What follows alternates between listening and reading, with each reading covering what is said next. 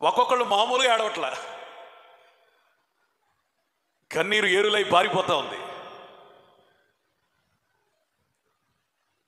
అందరూ మాసిపోయిన చీరలు కట్టుకొని వచ్చారు.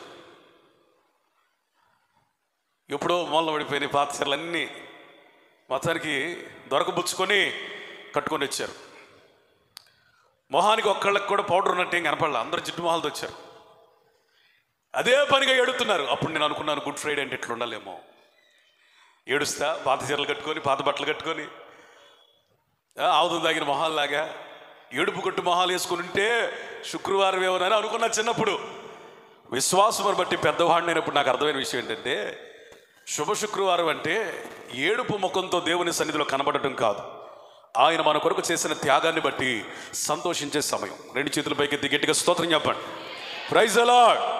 ఒకవేళ మీలో కూడా ఎవరైనా పాత చింతకాయ పచ్చడి లాంటి భక్తి కలిగిన వాళ్ళు ఉంటే మార్చుకోండి.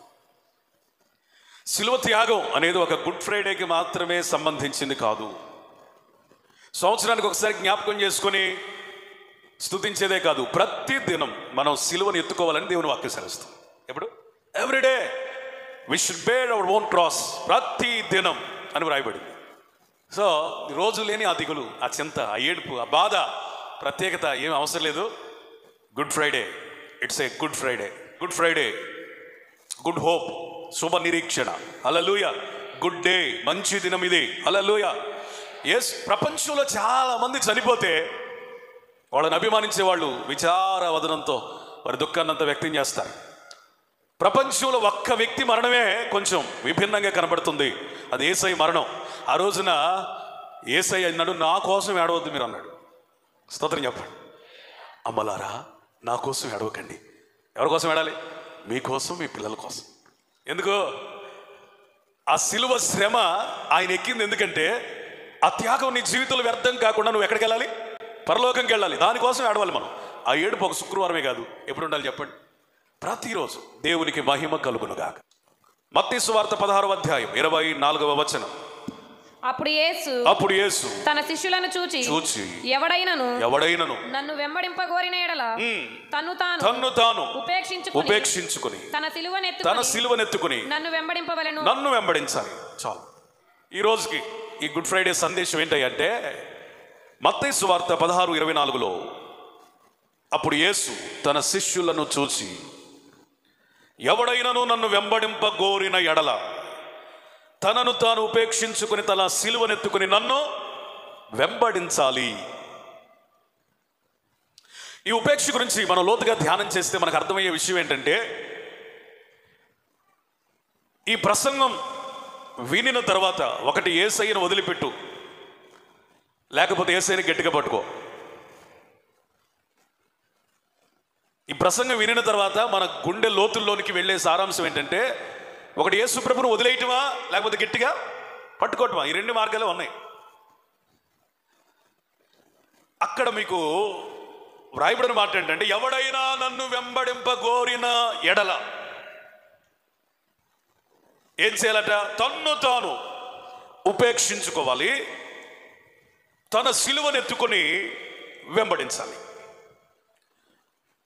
ఆ ఉపేక్ష నా వల్ల కాదండి, సిలువ నేను మొయ్యలేనండి అంటే వదిలేసే, నో ప్రాబ్లం అనేక అర్థం.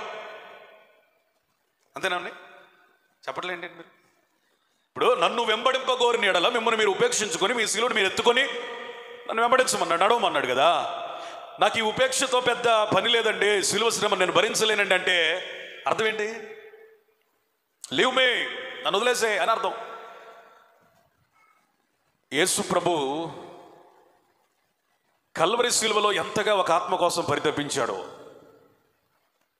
అంతే తీవ్రంగా తనను వెంబడించే రోషం కలిగిన క్రైస్తవులకు పిలుపునిస్తున్నాడు. ఎవరికి? పొట్టుకు కాదు, ఎట్లా పెడితే అట్లా భక్తి చేసేవాళ్ళు కాదు. నిజముగా తనను వెంబడించాలని అనుకుంటున్న వారికి ఈ పిలుపు. ఎవరికి? నిజంగా తనను వెంబడించాలని అనుకుంటున్న వారికి, సరదాకి కాదు. సిలువ అంటేనే ఉపేక్ష, డినైయింగ్ అవర్ సెల్ఫ్. ఉపేక్ష. ఉపేక్ష అంటే అర్థం ఏంటంటే, అపేక్ష అంటే కోరుకొనుట, ఉపేక్ష అంటే వద్దనుకొనుట, రిజెక్టింగ్. కానీ రెండే రెండు. ఈ ప్రసంగం దేవుని కొరకు కొంతమందిని సిద్ధపరిస్తే మరి కొంతమందిని తుర్పార పట్టి ఒక పొట్టులాగా మార్చేస్తుంది. పరిసయ్యులను శాస్త్రుల గురించి యేసయ్య చెప్పిన మాట ఏంటంటే, నా తండ్రి నాటని మొక్క. పరిసయ్యులు శాస్త్రుల గురించి చెప్తూ యేసు ప్రభు వాడిన పదం ఏంటి చెప్పండి? నా తండ్రి నాటని మొక్కలు. తండ్రి నాటని మొక్కలంటే ఎవరు నాటుంటారు? సైతాన్ గాడు. ఫర్ ఎగ్జాంపుల్ మీరు చూడండి, ఎరువులేసి చుట్టూ త్రవ్వి శ్రద్ధ నిలిపి కంచె వేసి కాపలా కాసి ఎన్ని ప్రయత్నాలు చేసినా నష్టం పంటకి.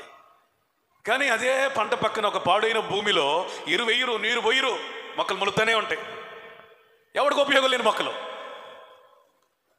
ఎందుకు ఈ మాట చెబుతున్నారంటే, సంఘంలో అన్నట క్రైస్తవులుగా చలామణి అవుతున్న వారిలో దేవుడు నాటని మొక్కలు కూడా ఉంటాయంట.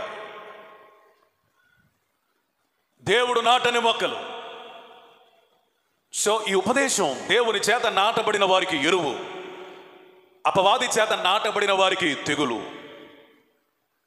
ఈ ఉపదేశం దేవుని చేత నాటబడిన వారికి నీరు. ఈ ఉపదేశం అపవాది చేత నాటబడిన వారికి విషం. ఈ ఉపదేశం దేవుని చేత నాటబడిన వారికి సంతోషం కలిగిస్తే, అపవాది చేత నాటబడిన వారికి కఠిన హృదయం, ఫరో హృదయం కలిగిస్తాయి. మనమందరం దేవుని చేత నాటబడ్డాం అనే విశ్వాసంతో స్తోత్రం చెబుదాం. చెప్పండి హల్లెలూయా, హల్లెలూయా. ఉపేక్ష అంటే ఏంటి ప్రభువా అని నేను దేవుని సన్నిధిలో ప్రార్థనాపూర్వకంగా ధ్యానించినప్పుడు పరిశుద్ధాత్ముడు నాకు ఒక 3 మాటలు ఇచ్చాడు. What is the meant by denying? 1, మనల్ని మనం ద్వేషించుకోవటం. ఉపేక్ష అంటే చెప్పండి, మనల్ని మనం ద్వేషించుకోవటం. 2, ఇతరుల చేత ద్వేషించబడటం. చెప్పండి చెప్పండి, నోరు తెరిచి చెప్పండి. ఇతరుల చేత ద్వేషించబడటం. 3, దేవుని కొరకు ఇతరులను ద్వేషించడం. దేవుని కొరకు ఇతరులను ద్వేషించడం. మరొకసారి చెప్తున్నా, ఉపేక్ష అంటే నిన్ను నీవు ద్వేషించుకోవడం. నిన్ను నీవు ద్వేషించుకోవడం. 2, ఉపేక్ష అంటే ఇతరుల చేత ద్వేషించబడటం. ఇతరుల చేత ద్వేషించబడటం. 3, దేవుని నిమిత్తం ఇతరులను ద్వేషించడం. అయిపోయింది ప్రసంగం. ఈ 3 మీ మనసులో ఉంటే నేను చెప్పే ఈ గంట ప్రసంగం ఎక్కింది. స్తోత్రం చెప్పండి. Praise the lord. ఉపేక్ష లేకపోతే మనం ఇక క్రైస్తవ్యంలో ఉండటం అనవసరం.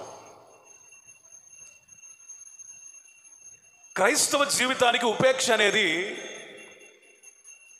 పునాదిగా, ప్రారంభపు మెట్టుగా ఉన్నట్లుగా కనబడుతుంది. క్రైస్తవ జీవితానికి ఉపేక్ష అనేది ఎట్లా కనబడుతుంది? పునాదిగా, ప్రారంభపు మెట్టుగా.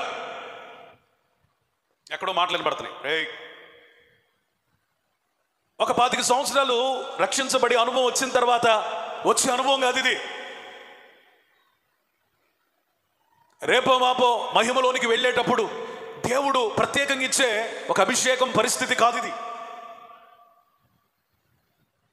ఇది కొంతమంది అభిషిక్తులకో, దైవజనులకో, కొంతమంది బలమైన విశ్వాసులకో మాత్రమే ఇచ్చే ప్రత్యేకమైన వరం కాదు ఇది. అందరికీ ప్రారంభంలో అవసరమైన ఒక త్యాగపూరితమైన విధానం ఉపేక్ష. స్తోత్రం చెప్పండి. అందరూ అంతటా మొదటిలోనే కలిగి ఉండవలసిన త్యాగం, త్యాగపూరితమైన నిర్ణయం, జీవన విధానం. ఈ మొక్క గనక నీకు ఈ పూట అర్థమైతే మనలో బలమైన విశ్వాసులు లేస్తారు, ఘనులైన విశ్వాసులు లేస్తారు. చెప్పండి, సిగ్గుపడకండి చెప్పండి. యేసయ్య స్తోత్రం, హల్లెలూయా. మనలో చరిత్రను మార్చగలిగిన విశ్వాసులు లేస్తారు. చెప్పు ఆమేన్.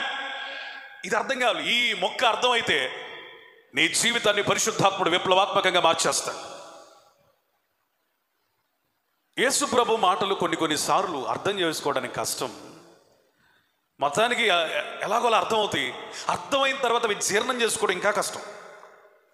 అర్థం చేసుకోవటం ఎట్టగొట్ట చేసుకుంటాం, కొంచెం లేటుగా అయినా వెలిగిద్ది బల్బు. కానీ అర్థం చేసుకున్న తర్వాత జీర్ణించుకోవడం కష్టం. ఉపేక్ష అనేది అర్థం అవుతాం, ఓకే, దేవునికి స్తోత్రం. అయితే జీర్ణించుకోవడం కష్టం. ఆ స్థాయిలోనికి మనం వచ్చుదుమోగాక, ఆ త్యాగము మనకి కలుగునుగాక, ఆ కృపలోనికి పరిశుద్ధాత్మ మనల్ని నడిపించునుగాక. మొట్టమొదటిగా ఉపేక్ష అంటే ఏంటంటే మనల్ని మనం ద్వేషించుకోవడం. యేసు ప్రభు ఏమన్నాడు తెలుసా? యేసు ప్రభు బోధ విని అనేక మంది ప్రజలు అంటున్నారు, ఆహా,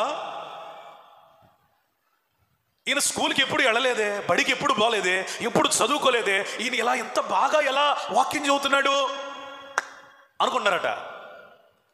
అప్పుడు యేసు ప్రభు నోరు తెరిచి తన బోధకు ఆశ్చర్యపడి అభినందిస్తున్న వారందరితో మాట్లాడుతున్న మాట ఏంటి తెలుసా? ఈ బోధ నాది కాదు, నన్ను పంపిన నా తండ్రిదే అన్నాడు. స్తోత్రం చెప్పండి. Praise the Lord. యేసు ప్రభు జీవితంలో సుస్పష్టంగా కనబడేది ఏంటంటే తనను తాను ద్వేషించుకున్నాడు. ఆయన సొంత బోధ చెప్పలా,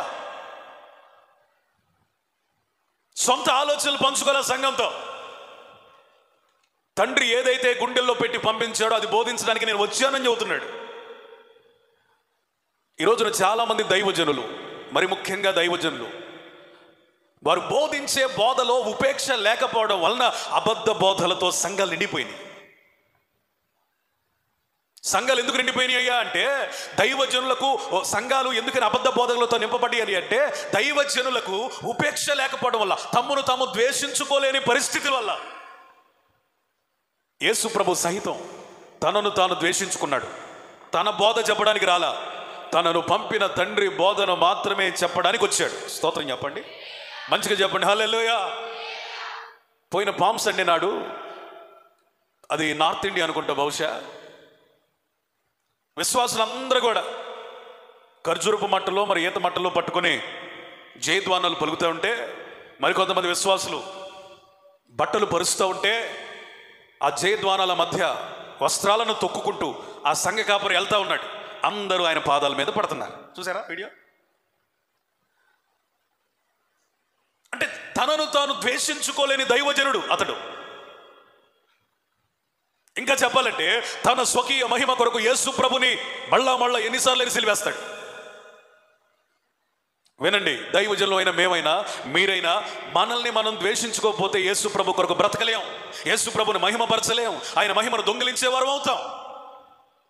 నేటి సంఘాల్లో ఎందుకని అబద్ధ బోధలు పొట్టకొక్కల్లాగా వచ్చేస్తున్నాయి, ఎప్పటి ముప్పటిగా వచ్చేస్తున్నాయి, రోజుకొక బోధ వచ్చేస్తుంది. ప్రజలు దేవుని వైపు తిరగకుండా, దేవుని వాక్యం వైపు తిరగకుండా అబద్ధ బోధల వైపు, కల్పన కథల వైపు ఎందుకు తిరుగుతున్నారంటే, యేసు ప్రభు తనను తాను ద్వేషించుకున్నాడు. కానీ యేసు ప్రభు పేరు చెప్పుకొని బతుకుతున్న వాళ్ళు తమను తాము ద్వేషించుకోలేని ఒక గర్వాన్ని బట్టి, అతిశయాన్ని బట్టి, అపేక్షను బట్టి అబద్ధ బోధల్ని విస్తారంగా వెదజల్లుతున్నారు ప్రజల్లోకి.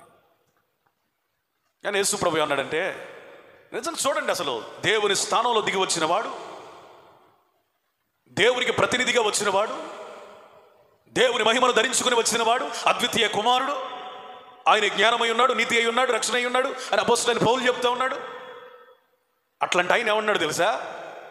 నేను చెబుతున్నాను వినండి అంటలా, నా బోధ కాదు, it's not my preaching, it's from God father, నా తండ్రి నుంచి నాకు అనుగ్రహించబడిన బోధ ఇది. యేసు ప్రభు మరొకసారి ఏమన్నాడంటే, నేను నా చిత్తమును నెరవేర్చుకోవడానికి ఇక్కడికి రాలేదు, నా తండ్రి చిత్తమును నెరవేర్చుకోవడానికి వచ్చాను అన్నాడు. స్తోత్రం చెప్పండి. అంటే యేసు ప్రభు స్వయం విషయంలో ఏమై ఉన్నాడు? తనను తాను ద్వేషించుకున్నాడు. ఉపేక్ష అంటే ఏంటో తెలుసా? మనల్ని మనం ద్వేషించుకోవడం, మన ఇష్టాలని మనం ద్వేషించుకోవడం, మన చిత్తాలని మనం ద్వేషించుకోవడం, మన స్వార్థానికి మనం సిలువ వేయడం, మన స్వంతాన్ని మనం చంపడం, స్వయాన్ని విరగగొట్టడం యేసు ప్రభు చూపించి మనకు నేర్పిస్తున్నాడు. ఈ బోధ నాది కాదు, నేను దేవుని చిత్తాన్ని చేయడానికి వచ్చాను కానీ నా సొంత చిత్తాన్ని నెరవేర్చుకోవడానికి రాలేదు. యేసు ప్రభు మరొక పర్యాయం ఏమన్నాడంటే, నా తండ్రి ఆకర్షిస్తే తప్ప నా యొద్దకు ఎవడునూ రాలేడు. నేను ఆకర్షిస్తాను, నాలో ఆకర్షణ ఉంది అని చెప్పుకోలే ఆయన. నా దగ్గరికి ఒకడు వచ్చాడంటే అది నాలో ఉన్న ఆకర్షణ కాదు, కానీ నా తండ్రి ఆకర్షించాడు. చేతులు పైకెత్తి స్తోత్రం చెప్పండి, స్తోత్రం చెప్పండి, హల్లెలూయా. ఈరోజు నేనేమంటానంటే, మీరు కూడా యేసు వలె బోధ విషయమై మీ ఆలోచనలు చంపుకోవాలి, మీ ఇష్టాలు చంపుకోవాలి, మీ చిత్తాన్ని చంపుకోవాలి. నిజంగా మీరు ఉపేక్షలోని కనుక వస్తే అబద్ధ బోధకులను గుర్తించగలుగుతారు, తోడేళ్లను గుర్తించగలుగుతారు. ఏది అపవాది బోధో, ఏది పరిశుద్ధాత్మ బోధో అర్థమవుతుంది. ఏది పైనుంచి వచ్చిన బోధో, ఏది చీకటి సంబంధమైన బోధో మీకు అర్థం కావాలంటే ఖచ్చితంగా మిమ్మును మీరు, మీ ఇష్టాలను మీరు, మీ చిత్తాన్ని మీరు ద్వేషించుకొనిన స్థితిలోనికి మీరు రావాలి. ఈ కాలం ఏం కాలమో తెలుసా? కల్పన కథల వైపు తిరుగు కాలం అంట. తమ కొరకు అబద్ధ బోధకులను ఏర్పాటు చేసుకొని దురదృష్టం కలిగిన వారే కల్పన బోధల కోసం పరుగులు తీస్తున్న కాలం. అంటే వాళ్ళు తమ జీవితాల్లో ఉపేక్షించబడని స్థితిలో ఏం చేస్తున్నారు తెలుసా? తామే కొందరు బోధకులను ఏర్పాటు చేసుకున్నారట. అబద్ధ బోధకులకు ఊపిరి ఎవరండి? అబద్ధ బోధకులకు ఆక్సిజన్ ఎవరండి? అబద్ధ బోధకులకు ఆహారం ఎవరండి? అబద్ధ బోధకులకు ఆధారం ఎవరండి? ఈ అబద్ధ బోధల విషయంలో తమ్మును తాము చంపుకోకుండా, తమ్మును తాము ద్వేషించుకోకుండా, తమ్మును తాము ఉపేక్షించుకోకుండా సిలువ మోయని విశ్వాసులు ఎవరు చెప్పండి? సిలువ మోయని విశ్వాసులు, ఉపేక్షించుకుని విశ్వాసులు అబద్ధానికి, అబద్ధ బోధలకు, దెయ్యపు కల్పన కథలకు ఆధారం. ఒక ఆయన నా దగ్గరికి వచ్చి, పాస్టరో అంతమంది జనం వస్తున్నారు, ఏంది నాకు అర్థం కావట్లేదు అన్నాడు. అంతమంది జనం వస్తున్నారు, ఏంది నాకు అర్థం కావట్లేదు. నేను మనసులో అనుకున్నాను, ఆయన అదే చర్చికి పోతాడు. నేను మనసులో అనుకున్నాను, నేను బోధించినట్టు ఖండితంగా బోధించమను, అంతమంది జనం వెళ్తారో లేరో చూద్దాం అనుకున్నా. విగ్రహారాధన గురించి బోధించుడు, అన్యాచారాల గురించి బోధించుడు, ఖండించే బోధ అంటే ఒక పాపాన్ని గురించి మాత్రమే ఖండించే బోధ కాదు. పాపం ఎంత దూరం వచ్చిన తర్వాత పాపం గురించి ఖండించకపోతే అది కూడా ఏమనుకుంటారంటే పాపాన్ని గురించి ఖండిస్తారు. ఖండించడం అంటే ఒక్క పాపము గురించి మాత్రమే ఖండించడం కాదు, అబద్ధ బోధకుల గురించి ఖండించాలి, విగ్రహారాధన గురించి ఖండించాలి, క్రైస్తవ్యం ముసుగులో చలామణి అవుతున్న కల్ట్స్, అబద్ధ శాఖల గురించి ఖండించాలి. నువ్వు నిజమైన విశ్వాసివి, ఉపేక్షించుకునే వ్యక్తి అయితే ఎలాంటి బోధ, అబద్ధ బోధకుల గురించి నీ సేవకుడు ఖండిస్తున్నప్పుడు నీకేమని అనిపించాలంటే ఇది ఖచ్చితంగా పరము నుండి దిగిన బోధ. స్తోత్రం చెప్పలే. కానీ సిలువ ఎత్తుకోనోళ్ళు, ఉపేక్షించుకునేవాళ్ళు అనే మాట ఏంటంటే, నన్నే కాదు ఇట్లాంటి సేవకుడు ఎవరినైనా ఏమంటారంటే, ఎందుకు ఇంత విమర్శిస్తారు వీళ్ళు, ఎందుకు ఇంత తీర్పు తీరుస్తారు వీళ్ళు, తీర్పు తీరుస్తుంది నేనా, విమర్శిస్తుంది మేమా? కాదా. ఆల్రెడీ వారికి ఎప్పుడో తీర్పు తీర్చబడిందని దేవుడి వాక్యం సెలవిస్తుంది. చెప్పు ప్రైజ్ ది లార్డ్. ఆల్రెడీ వాళ్ళకి ఎప్పుడో తీర్పు తీర్చబడింది. ఇక తీర్పు తీర్చడానికి నేనేవండి.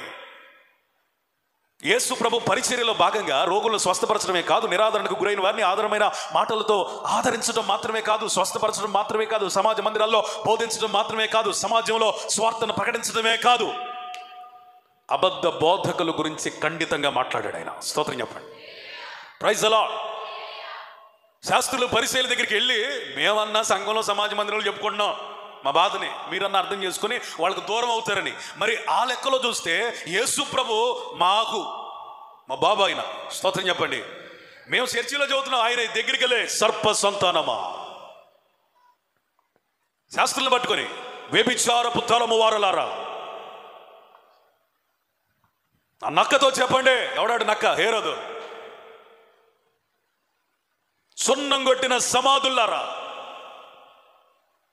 ఎవరు బోధ ఇది? యేసయ్య విమర్శించాడా? ఖండించాడా? అంతకంటే పెద్ద మాట ఏదైనా ఉంటే పెట్టుకోండి. ఇది ఖండించడమో విమర్శించడమో కాదు, అంతకంటే కొత్త భాష ఏంటి తెలుసా? సంఘాన్ని ప్రక్షాళన చేయటం. చేతుల పైకెత్తి స్తోత్రం చెప్పండి. లోకంలో ఉన్న సంఘాన్ని వేరు చేయటం. హల్లెలూయా. నేటి సంఘాల్లో విచారకరమైనది, గుండెలు బ్రద్దలైపోయే పరిస్థితి. ప్రతి దైవజనుకు ఒక గుణపాఠం. మీలో కాబోయే దినాలలో ఎవరైనా దైవజనులు అవ్వాలి అనుకుంటే కూడా వారికి ఒక సందేశం ఏంటో తెలుసా?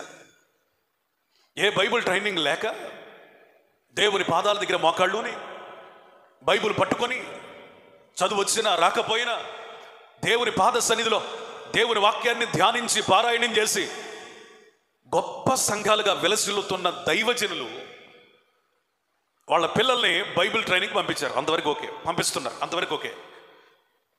ఈ బైబిల్ ట్రైనింగ్కి వెళ్ళిన ఈ కూతురు, ఈ కొడుకు అబద్ధ బోధలు నేర్చుకొని వస్తున్నారు. అబద్ధ బోధలు ఏంటి తెలుసా? ఆడు కొత్తది ఏదో నేర్చుకొని వస్తాడు. పరిశుద్ధాత్ముడు మీ మీదకి దిగగానే మీరు నవ్వుతారు. ఏంటో తెలిసింది, అభిషేకం అంట. కొత్తగా ఒక ఆయన కనిపెట్టాడు. మద్రాసు వెళ్ళి అందరూ పొందుకొని వస్తున్నారంట. పరిశుద్ధాత్ముడు దిగి వస్తున్నాడు అనగానే అందరూ అనే గంటల బడి నవ్వుతున్నారు. ఏమైనా ఇంటింగ్ ఇదంటే లాఫింగ్ అనాయింటింగ్ అంట. ఏమైనా ఇంటింగ్ నవ్వే అభిషేకం అంట. యేసు ప్రభు ఎక్కడైనా పని చేశాడా? ఇది ఒకటి నేర్చుకొని వస్తాడు. జనం బాగా పెరుగుతారు. 1000 మంది ఉన్నవాళ్ళు 2000 మంది అవుతారు. ఈ పాస్టర్ గారికి, సీనియర్ పాస్టర్ గారికి ఏమనిపించిందంటే, మొత్తం నేను కష్టపడి 1000 మందిని చేస్తున్నాను, మా వాడు బైబిల్ ట్రైనింగ్కి వెళ్ళొచ్చాడో లేదో సంవత్సరంలో ఇంకొక 1000 మందిని చేశాడు, అసలు ఈడికి అప్పగిస్తే ఎంత బాగుంటుందని సంఘం మొత్తం కొడుకు అప్పగించి రిటైర్డ్ అయిపోయిన పొంతుల్లాగా కానుక లెక్కేసుకొని కూర్చుంటాడు. ఈడేం చేస్తాడు, సంఘాన్ని పాడు చేసి పెడతాడు. ఎందుకు ఈ మాట చదువుతున్నాను తెలుసా? దైవజనులు అనబడిన వారు తాము పరిశుద్ధాత్మ సన్నిధిలో నేర్చుకున్న ఉపదేశాన్ని తర్వాత తరానికి నేర్పించాలి. స్తోత్రం చెప్పండి. Praise the Lord. తర్వాత తరానికి నేర్పించకుండా ఇష్టానుసారమైన క్రొంగొత్త బోధలన్నిటినీ అప్పచెప్పేసి ఏలురా అంటే ఇది సరైన పరిచర్య కాదు. కారుకు ఒక స్టీరింగ్ ఉండదా, 2 ఉంటాయా? సంఘానికి కూడా నాయకత్వం ఒకటే ఉండాలి. వాళ్ళ నాన్న ఇడదిప్పుతా ఉంటే వీళ్ళ కొడుకు చిడి తిప్పాడు అనుకో, సంఘానికి కూడా నాయకత్వం ఒకటే ఉండాలి. రేపు మాపు దేవుడు పిలుస్తాడు అనగా అప్పుడు బాధ్యతలు కొడుకు అప్పగించాలి. అది లెక్క. అసలు బతుకుండగానే రిటైర్డ్ అయిపోతున్నారు కొంతమంది. వాడే తప్పులు తడకలన్నీ సంఘానికి తీసుకొచ్చి సంఘాన్ని నాశనం చేస్తున్నాడు. ఏలియా వెళ్ళిపోయిన తర్వాత ఎలీషా గురించి మనం చదువుతాం. చప్పట్లు కూడా దేవునికి స్తోత్రం చెప్పండి. Praise the Lord. ఏలియా వెళ్ళేదాకా ఎలీషా మరుగై ఉన్నాడు. యేసు ప్రభు వెళ్ళేదాకా అపోస్తులు అందరూ మరుగై ఉన్నారు. ఆమేన్. యేసు ప్రభు వెళ్ళిపోయిన తర్వాత అపోస్తులు చెలరేగిపోయారు. ఆత్మచేత నింపబడి అద్భుతాలు చేశారు. హల్లెలూయా. ఇది పర సంబంధమైన బోధ. ఇప్పుడు ఎవరు నోరు తెరవట్లేరే, నువ్వు చేస్తున్న బోధ నా బోధ లాంటిది కాదురా, మార్చని చెప్పాలంటే ధైర్యం కుదరట్లే పాస్టర్లకే. ఇది కుదరదు. యేసయ్య సైతం ఏమన్నాడంటే, నేను కొత్తగా ఏదో నేర్చుకుని వచ్చింది కదా నాయన, పరలోకంలో నా తండ్రి నాకు ఏది నేర్పించి పంపించాడు ఇదే బోధించడానికి వచ్చానో ఆ చిత్తం చేయడానికే వచ్చాను అన్నాడు. దేవునికి మహిమ కలుగును గాక. స్తోత్రం చెబుతారా? మంచిగా స్తోత్రం చెబుతారా? ఒకసారి రోమపత్రిక 15:3 చదవండి. క్రీస్తు కూడా తన్ను తాను సంతోషపరచుకోలేదు గాని నిన్ను నిందించు వారి నిందలు నా మీద పడెను. దేవునికి స్తోత్రం చెప్పండి. హల్లెలూయా. యేసు ప్రభు తన జీవితాన్ని, తన వ్యక్తిత్వాన్ని తాను ఏ విధంగా ద్వేషించుకున్నాడు చూడండి. నా బోధ కాదు తండ్రిది అన్నాడు. నా చిత్తం కాదు తండ్రి చిత్తమే అన్నాడు. నేను కాదు ఆకర్షించేది తండ్రే అన్నాడు. ఇంకా ఆయన ఏమన్నాడంటే, యేసు ప్రభు అట తనను తాను సంతోష పెట్టుకోలేదట కానీ శ్రమకి తండ్రి చిత్తానికి సంపూర్ణంగా విధేయుడయ్యాడు. స్తోత్రం చెప్పండి. స్తోత్రం చెప్పండి. తనను తాను అప్పగించుకున్నాడు. సంతోషపరుచుకునే పరిచర్య కాదట. మన పరిచర్య ఏంటి చెప్పండి? దేవుని సంతోషపెట్టే పరిచర్య, పరిశుద్ధాత్మని సంతోషపెట్టే పరిచర్య. మన పరిచర్య ఏంటో తెలుసా? ప్రజలు ఆశీర్వదించబడుట కొరకు సంతోషాలన్నీ చంపుకునే పరిచర్య. స్తోత్రం చెప్పండి. Praise the Lord. మనల్ని మనం ఏదో ఉప్పొంగ చేసుకోవడానికి కాదు, సంతోష పెట్టుకోవడానికి కాదు ఈ పరిచర్య. యేసు ప్రభుట ఈ భూమి మీదకి వచ్చినప్పుడు తనను తాను సంతోషపరుచుకునే ఏ పరిచర్య ఎక్కడా కూడా చేసినట్లుగా బైబిల్ లేదు. ఎందుకంటే తెలుసా, ఆయన తనను తాను ఉపేక్షించుకున్నాడు. ఈరోజు మనకు కూడా ఏం కావాలి తెలుసా? మన వ్యక్తిగత జీవితాల్లో, విశ్వాస జీవితాల్లో, సంఘ జీవితాల్లో ఏ పని చేసినా మనల్ని మనం సంతోష పెట్టుకునేటువంటి విధానంలోనికి రాకూడదు. మనం చేస్తున్న కార్యాలను బట్టి చెప్పండి దేవునికి సంతోషం కలగాలి. స్తోత్రం చెప్పండి. హల్లెలూయా. రాత్రి ఒక తమ్ముడు టీషర్ట్ మీద ఉంది, ట్రస్ట్ ఇన్ యువర్ ఫీలింగ్స్. ఏముంది? నీ భావోద్వేగాల్ని నమ్ము. నేను చూసి అన్నాడు, తమ్ముడు మరి నీ ఫీలింగ్స్లో నువ్వు విశ్వసిస్తే మరి గాడ్ ఫీలింగ్సో అన్నా. దేవునికి కొన్ని ఫీలింగ్స్ ఉంటాయి. ఎవరికి? దేవునికి కూడా కొన్ని అభిప్రాయాలు ఉంటాయి. దేవునికి కొన్ని ఇష్టాలు ఉంటాయి. దేవునికి కొన్ని చిత్తాలు ఉంటాయి. దేవుడు కొన్ని కోరికలు కోరుతున్నాడు. మన జీవితంలో మనం చేయాలని కొన్ని ఆశిస్తున్నాడు. ఇప్పుడు మన ఫీలింగ్స్ని మనం నమ్మడం కాదు, మన ఫీలింగ్స్ని మనం గొప్ప చేసుకోవడం కాదు, మన ఫీలింగ్స్లో మనం సంతోషపడడం కాదు. చెప్పండి, యేసయ్య ఫీలింగ్స్ని మనం గుర్తించాలి. స్తోత్రం చెప్పాలి పురుషులు. హల్లెలూయా. ఆయన ఫీలింగ్ ఏంటి? చార్లెస్ స్పర్జన్ గారు ఒక అద్భుతమైన మాట చెప్పాడు. నన్ను బట్టి ప్రపంచం అంతా సంతోషించినా నాకు పెద్ద సంతోషం లేదు, కానీ ప్రపంచం అంతా ద్వేషించిన నా దేవుడు నా గురించి ఏమనుకుంటున్నాడు? ఇదే నా ప్రశ్న. ఈరోజు చాలామంది పరిస్థితి ఏంటి తెలుసా? వాళ్ళు ఏమనుకుంటారు, వీళ్ళు ఏమనుకుంటారు, వాళ్ళు ఇష్టపడతారు, వీళ్ళు ఇష్టపడతారా అని మనుషుల ఇష్టాల గురించి ఆలోచన చేస్తున్నారు. కానీ మనం చేసే పని, మనం చేసే పరిచర్య దేవుడు ఇష్టపడుతున్నాడా? మన వ్యక్తిగత జీవితాలు దేవుడు ఇష్టపడుతున్నాడా? ఆయనకి కొన్ని అభిప్రాయాలు ఉన్నాయి మన పట్ల. అవి మన జీవితంలో నెరవేరుస్తున్నామా లేదా? దేవునికి స్తోత్రం చెప్పండి. మనము క్రైస్తవ్యంలోనే చస్తేనే సజీవులు అవుతాం. ఏమవుతాం? చస్తే సజీవులు అవుతాం, బ్రతికితే కంపు కొడతాం. నువ్వు మునుపు ఎలా వచ్చావో అలా ఇక్కడ ఉంటే ప్రయోజనం లేదు. లోకానికి మనం, మనకి లోకం సిలువ వేయబడినట్లుగా మన జీవితాలు ఉండాలట. దేవుడు మనల్ని వేరుపరిచిన తర్వాత, సంఘంలోకి వచ్చిన తర్వాత మనం ఎట్లా ఉండాలంటే, ఇంకా లోకపు విషయాల్లో బ్రతికే వారంగా కాదు, కానీ లోక విషయంలో చచ్చిన వారమై ఉండాలి. అప్పుడు దేవుని కొరకు బ్రతుకుతాం, సజీవులమై ఉంటాం. అపోస్తల కాలంలో పరిచర్య ఉవ్వెత్తున ఎగుసిపడతా ఉన్నప్పుడు ఒక వ్యక్తి వచ్చాడు దేవుని సన్నిధికి. బాప్తిస్మం తీసుకున్నాడు. ఆయన పేరు గారడీ సీమోన్. ఎవరు? గారడీ సీమోన్. అపోస్తలుడైన పేతురు గారి దగ్గరికి వచ్చి, అయ్యా, నువ్వెవరి మీద చేతులు వేస్తే వాళ్ళు ఆత్మచేత నింపబడుతున్నారు, అన్య భాషలు మాట్లాడుతున్నారు, ఏదో క్రొత్త వరాలు పొందుకుంటున్నారట. ఇదిగో వెండి మూట తీసుకో, నా మీద చెయ్యి, ప్రార్థన చేయి, నాకు కూడా వరాలు రావాలి. నేను ఎవరి మీద చెయ్యేస్తే వాళ్ళు ఆత్మ పొందుకోవాలి, అట్లాంటి వరం దయచేయని వెండి పెట్టాడట. అప్పుడు పేతురు గారు ఏమన్నారంటే, అరే పనికి మాలినోడా, నీ వెండి నీతో నశించును గాక, మొదట నువ్వు వెళ్ళి మారు మనసు పొందు అన్నాడు. అతడు దేవుని సన్నిధిలో బాప్తిస్మం తీసుకున్నాడు. కానీ దేవుని ఎదుట నిలబడినప్పుడు తన విషయంలో తాను ద్వేషించుకున్న పరిస్థితి కనపట్ల. చేతులేస్తే పడిపోవాలట. ఈ మధ్య ఒక ఆయన చెన్నైలో, చాలా మంది వెళ్తున్నారు ఆంధ్ర నుంచి. నాకు ఈ మధ్య ఆయన ఫోన్ చేశాడు, అన్న నువ్వు కూడా వెళ్ళన్నా అన్నాడు. ఏందా అని చెప్తే మనకు అర్థమైపోయింది, అది పరిశుద్ధాత్మ నడిపింపు కాదు, జనాల్ని మ్యానిపులేట్ చేసేది, కంట్రోల్ చేసేది అర్థమైంది. ఇద్దరు దుప్పటి పట్టుకున్నారు. ఇద్దరు దైవజనులు ఏం చేశారు? దుప్పటి పట్టుకున్నారు, ఎట్ట ఊపుతున్నారు.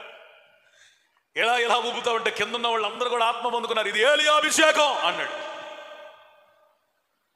చూడండి పరిస్థితులు ఎట్లా తయారైపోయాయో. తమ్మును తాము ద్వేషించుకోలేని బోధకులు మాత్రమే అబద్ధ బోధలు చేస్తారు, దెయ్యాల బోధల్ని సంఘంలో ప్రవేశపెడతారు. తమ్మును తాము చంపుకోలేని వారు మాత్రమే ఇలాంటి బోధలకు ఆకర్షించబడతారు, ఇలాంటి బోధకులను వెంబడిస్తారు, ఈ బోధల్ని వంట పట్టించుకుంటారు, అలాంటి మందిరంలో సభ్యులుగా మార్చబడతారు. ఏందన్నా అంతమంది జనం వెళ్తున్నారు, ఏందన్నా అంతమంది జనం వెళ్తున్నారంటే చెబుతాను వినండి. హల్లెలూయా అని చెప్పమనేవాడు లేడాడ. హల్లెలూయా ఏం చెప్పమనేవాడు? ఆమేన్ అనండి అనేవాళ్ళు లేరు. ఒక పావుగంట నిలబెట్టి ఆరాధన చేసేవాళ్ళు లేడు. ఇప్పుడు ఇవన్నీ ఫ్రీయే కదా, సుఖం, కంఫర్ట్ జోన్. అన్యాచారాలు పాటించొద్దు అంటాడా? హెచ్చరిస్తాడా? హెచ్చరించడు. అబద్ధ బోధకుల టార్గెట్ అంతా ఒకటే, వాడు ఆర్సీ అమౌంట్ కూడా ఆకర్షించాలి. అందుకని తూర్పు దిక్కు పుట్టిన మరి అమ్మ ఓ మరి అమ్మ అనగానే ఇది కూడా మన బ్యాచారా బాబు, దేవునికి స్తోత్రం అని ఆడి వెళ్తాడు. చెప్పడం మళ్ళీ ఆర్సీఎంకి నేను వ్యతిరేకం అని చెప్పడం, అనుకూలం అని చెప్పడం అంతే. ఇప్పుడు ఆర్సీఎం వాళ్ళు అందరూ ఆకర్షించబడతారు. సర్వోన్నతుడా నీవే నాకు అనగానే ఏసన్న గారి బ్యాచ్ అంతా వెళ్ళిపోతారు. ఈ భారతవనిలో దీవెన గారి బ్యాచ్ అంతా వెళ్ళిపోతారు. ఈ సేవలో ఎదురైనా అనగానే చెప్పండి మ్యాథ్యూస్ గారి బ్యాచ్ వెళ్ళిపోతారు. చెమ్మగిల్లు కళ్ళల్లోన కన్నీరెంత కాలం అని రాగం తీసాడు అనుకో, తత్తారు అనగానే ఎవరు వెళ్తారు? తండ్రి సరిది వెళ్ళిపోతారు. కులం, మతం లేకపోతే యేసు ప్రభువు నమ్మండి, మీ ఆచారాలు వదిలిపెట్టండి అనకపోతే చెప్పండి హిందువులు, విగ్రహారాధికులు అందరూ వెళ్ళిపోతారు. ఇప్పుడు టార్గెట్ కంప్లీట్. చాలా కంఫర్ట్ బోధ. నేను మీకు ఇన్ని ఆఫర్లు ఇస్తున్నప్పుడు నేను టీవీ ప్రోగ్రామ్ చేస్తున్నాను, 10,000 ఇవ్వలేరా? ఇంతే కదా నేను అడుగుతుంది. అరే ఏం అడుగుతున్నాడు రా పాపం ఆయన? అలీలో చెప్పమన్నాడా, ఆమె చెప్పమన్నాడా, నించోమన్నాడా, లేకపోతే అబద్ధ బోధకుల గురించి చెప్పాడా, లేకపోతే విగ్రహారాధన గురించి చెప్పాడా, ఆశయం గురించి వ్యతిరేకంగా బోధించాడా? అన్ని మనకు అనుకూలంగానేగా ఉన్నాయి. వాణిలే 10,000 ఆయనకి అబద్ధం ఎందుకు ఎత్తారు? ఎవరికి ఎత్తావురా? అందుకని నేను నా డైరీలో ఇట్లా రాసుకున్నా, అబద్ధ బోధకులు ప్రజలకు ఇచ్చేదానికంటే, చెప్పండి అబద్ధ బోధకులకి ప్రజలు ఇచ్చేదానికంటే అబద్ధ బోధకులే ప్రజలకు ఇచ్చేది ఎక్కువ. నా మాట అర్థమైన వాళ్ళు ధన్యులు. అబద్ధ బోధకుల్ని వెంబడించే వారు అబద్ధ బోధకులకు ఇచ్చేదానికంటే అబద్ధ బోధకులకు ప్రజలకు ఇచ్చేది ఎక్కువ. మనం 10,000 ఇస్తున్నాం, ఎంత ఇస్తున్నారు అనుకుంటాం, కానీ ఆయన ఇచ్చే కంఫర్ట్స్ ఎన్ని ఉన్నాయి అనుకున్నారు? No hallelujah, no amen, no విగ్రహారాధన గురించి బోధన, అన్ని no no no comfort preaching. ఎట్టయితే లక్షల మంది, కోట్ల మంది వెళ్తారు. ప్రభు ఈ చెత్త చెదారాన్ని పోగు చేసుకోవడానికి రాట్లా, తన కొరకు సంఘములో చేర్చబడిన గోధుమల కోసం వస్తున్నాడు. చప్పట్లు కూడా దేవునికి స్తోత్రం చెప్పండి. హల్లెలూయా. మొదటి కీర్తనలో ఉన్నట్టుగా ఫలించే చెట్టువా, ఎగిరే పొట్టువా? పొట్టొద్దు మనకే. యేసు ప్రభు ఒకటే చెప్పాడు, నా తండ్రి ఒక బోధ నాకు నేర్పాడు, దాన్నే బోధించడానికి నేను వచ్చాను, నా ఇష్టానుసారంగా నేను బోధించను. ఆయన ఇచ్చిన బోధనే నేను బోధిస్తాను. బోధ విషయంలో తనను తాను ద్వేషించుకున్నాడు, చిత్తం విషయంలో తనను తాను ద్వేషించుకున్నాడు, అన్ని విషయాలలో తండ్రి చిత్తమునికి అప్పగించుకుని తనను తాను ద్వేషించుకుని ఉపేక్షించుకున్నాడు. కాబట్టి 3.5 సంవత్సరాల పరిచర్య ప్రపంచాన్ని ప్రభావితం చేసింది. స్తోత్రం. తల్ల క్రిందులుగా మార్చింది. హల్లెలూయా. ఒక విప్లవాత్మకమైన వ్యక్తి యేసు ప్రభుగా మార్చింది. హల్లెలూయా. ప్రపంచ చరిత్రకారులు 10 మంది ప్రభావితులైన చరిత్రకారులు, చరిత్రలో ప్రభావం చూపిన వ్యక్తులు 10 మందిని రాశారట. అందులో మహాత్మా గాంధీ ఉన్నాడు, అబ్రహాం లింకన్ ఉన్నాడు. ఏమండి ఆయన ఎవరు? ఈజ్గోల్డ్ MC స్క్వేర్ ఎవరు? ఐన్స్టీన్ ఉన్నాడు. ఓనే అందులో నెంబర్ 1 పేరేంటో తెలుసా? మన యేసయ్యది. కొట్టు చప్పట్లో. హల్లెలూయా, హల్లెలూయా. చరిత్ర తల ఉంచుతున్న విప్లవకారుడు యేసు, చరిత్రను తల్ల కిందులు మార్చిన ప్రభావితుడు యేసు. ఆయన బోధలు అందరూ ఇష్టపడకపోవచ్చు, కానీ ఆయన దివ్య సంకల్పంలో ఉన్నవారు మాత్రం కష్టమైన నిష్ఠూరమైన ఇష్టపడి ఆయన రాకడ కొరకు సిద్ధపడతారు. స్తోత్రం చెప్పండి. ఆ గుంపులో నీ ఉందో గాక. హల్లెలూయా. ఒకసారి ఫిలిప్పీలకు రాసిన పత్రికను తీద్దాం. ఫిలిప్పీలకు రాసిన పత్రిక మీరు చదవద్దు, నేను చదువుతాను, వినండి. 3వ అధ్యాయం 5 నుంచి నేను చదువుతాను, వినండి. 8వ దినమున సున్నతి పొంది తిని ఇశ్రాయేలు వంశపు వాడనై బెన్యామీను గోత్రంలో పుట్టిన హెబ్రీయుల సంతానమై హెబ్రీయుడునై ధర్మశాస్త్ర విషయము పరిసయ్యుడనై ఆసక్తి విషయమై సంఘమును హింసించువాడనై ధర్మశాస్త్రము వలని నీతి వలన అనింద్యుడనై ఉంటిని. ఎవరు చెబుతున్నారు ఈ మాటలు? చెప్పాలి పెద్దగా చెప్పండి. పౌలు తనకి అతిశయాస్పదంగా ఉన్న కొన్ని విషయాలు ప్రపంచానికి చెప్తున్నాడు. నేను 8వ దినమునే సున్నతి పొందాను, హెబ్రీయుడిని, భక్తిలో పరిసయ్యుడిని, ధర్మశాస్త్ర విషయంలో అనింద్యుడిని, ఆసక్తి విషయంలో గొప్పవాడిని, అన్నీ చెప్పుకుంటూ ఆయన ఒక మాట రాస్తున్నాడు. అయినను ఏవేవి నాకు లాభకరములై ఉండెనో వాటిని క్రీస్తు నిమిత్తం నష్టముగా ఎంచుకున్నాను. స్తోత్రం చెప్పండి. నిశ్చయముగా నా ప్రభువైన యేసు క్రీస్తుని గురించిన అతి శ్రేష్టమైన జ్ఞానం నిమిత్తం సమస్తాన్ని నష్టముగా ఎంచుకున్నాను. ఉపేక్ష అంటే ఇది. తన సున్నతిని బట్టి పౌలుకి అతిశయం చచ్చిపోయింది. దేవునికి స్తోత్రం చెప్పండి. సున్నతిని బట్టి నా అతిశయం చచ్చిపోయింది. కొంతమంది ఏమంటారు తెలుసా? వాళ్ళు ఎన్ని పాపాలన్నా చేయని, ఎన్ని అతిక్రమాల్లో ఉండని, ఎన్ని చీకటి కార్యాల్లో ఉండని, ఎంత బలహీనమైన పరిస్థితుల్లో ఉండని, వాళ్ళు ఎంత తప్పుడు మార్గాల్లో నడవని, వాళ్ళని ఏదైనా ఖండించడానికి ప్రయత్నం చేసామనుకోండి, అన్నా నేను రక్షించబడి 30 సంవత్సరాలు అన్నా. ఎన్ని సంవత్సరాలు? ఒకవేళ నువ్వు లోకంలో అన్ని అనుభవించి 30 సంవత్సరాలు అయిందేమో తీసుకొని, కానీ అపోస్తలుడైన పౌలు ఎప్పుడు తీసుకున్నాడు సున్నతి తెలుసా? తను పుట్టిన 8వ దినమున, డే 8. ఎప్పుడైతే యేసు ప్రభుని గురించి ఆయనకు అర్థమైందో అప్పుడు సున్నతిని గురించిన అతిశయం చనిపోయింది తన జీవితంలో. తర్వాత ఏమన్నాడు తెలుసా? హెబ్రీయుడినే. అదే అతని అతిశయం. తర్వాత ఆయన పత్రికలో రాసిన మాట ఏంటో తెలుసా? శరీర సంబంధంగా ఇశ్రాయేలీలు కొందరుంటే యేసు రక్తమును బట్టి కూడా కొంతమంది ఇశ్రాయేలీలు ఉన్నారు. స్తోత్రం చెప్పండి. Praise the Lord. మనం శరీర సంబంధంగా ఇశ్రాయేలీలము కాకపోవచ్చు, కానీ యేసుని సొంత రక్షకునిగా అంగీకరించడాన్ని బట్టి మనం అందరం ఏమయ్యాం? ఆత్మ సంబంధంగా ఇశ్రాయేలీలయ్యాం. ఇంకా ఆయన ఏమన్నాడు తెలుసా? ఆసక్తి విషయంలో చాలా గొప్పవాడి నేను అన్నాడు. ఏ ఆసక్తి? యోధా మతానికి వ్యతిరేకంగా పాకిపోతున్న క్రైస్తవుల్ని చెదరగొట్టే ఆసక్తి, సంఘాన్ని హింసించే ఆసక్తి. కానీ ఆయన సత్యమును తెలుసుకున్న తర్వాత అదే లేఖలో ఏం రాశాడు తెలుసా? నేను హింసకుణ్ణి, దోషకుణ్ణి, హానికరుణ్ణి, పాపులలో ప్రధానుణ్ణి అని ఒప్పుకొని సంఘక్షేమము కొరకు తన ప్రాణం పెట్టే స్థాయిలో తనను తాను ద్వేషించుకున్నాడు అపోస్తలుడైన పౌలు. స్తోత్రం చెబుతారా? మంచిగా చెబుతారా? హల్లెలూయా. ధర్మశాస్త్రం విషయంలో అనింద్యుణ్ణి. పౌలు, ధర్మశాస్త్రంలో ఈ విషయంలో నువ్వు తప్పిపోతున్నావు అని చెప్పడానికి ఎవ్వడికి కూడా అధికారం లేదట. పౌలు, ఈ విషయంలో నువ్వు చాలా వీక్గా ఉన్నావు, ఈ విషయంలో చాలా తప్పుగా నడుస్తున్నావు, ఈ విషయంలో తప్పుగా మాట్లాడుతున్నావు, ఇది నువ్వు సరిగ్గా పాటించడం లేదు, ఇది నువ్వు నెరవేర్చట్లేదని ఎవ్వడు చెప్పడానికి వీలు లేదట. ధర్మశాస్త్రంలో 100% పాటిస్తూ ఆచరిస్తూ ఇశ్రాయేల్ మధ్యలో, యూదుల మధ్యలో ఘనత పొందిన మత ప్రవిష్టుడు.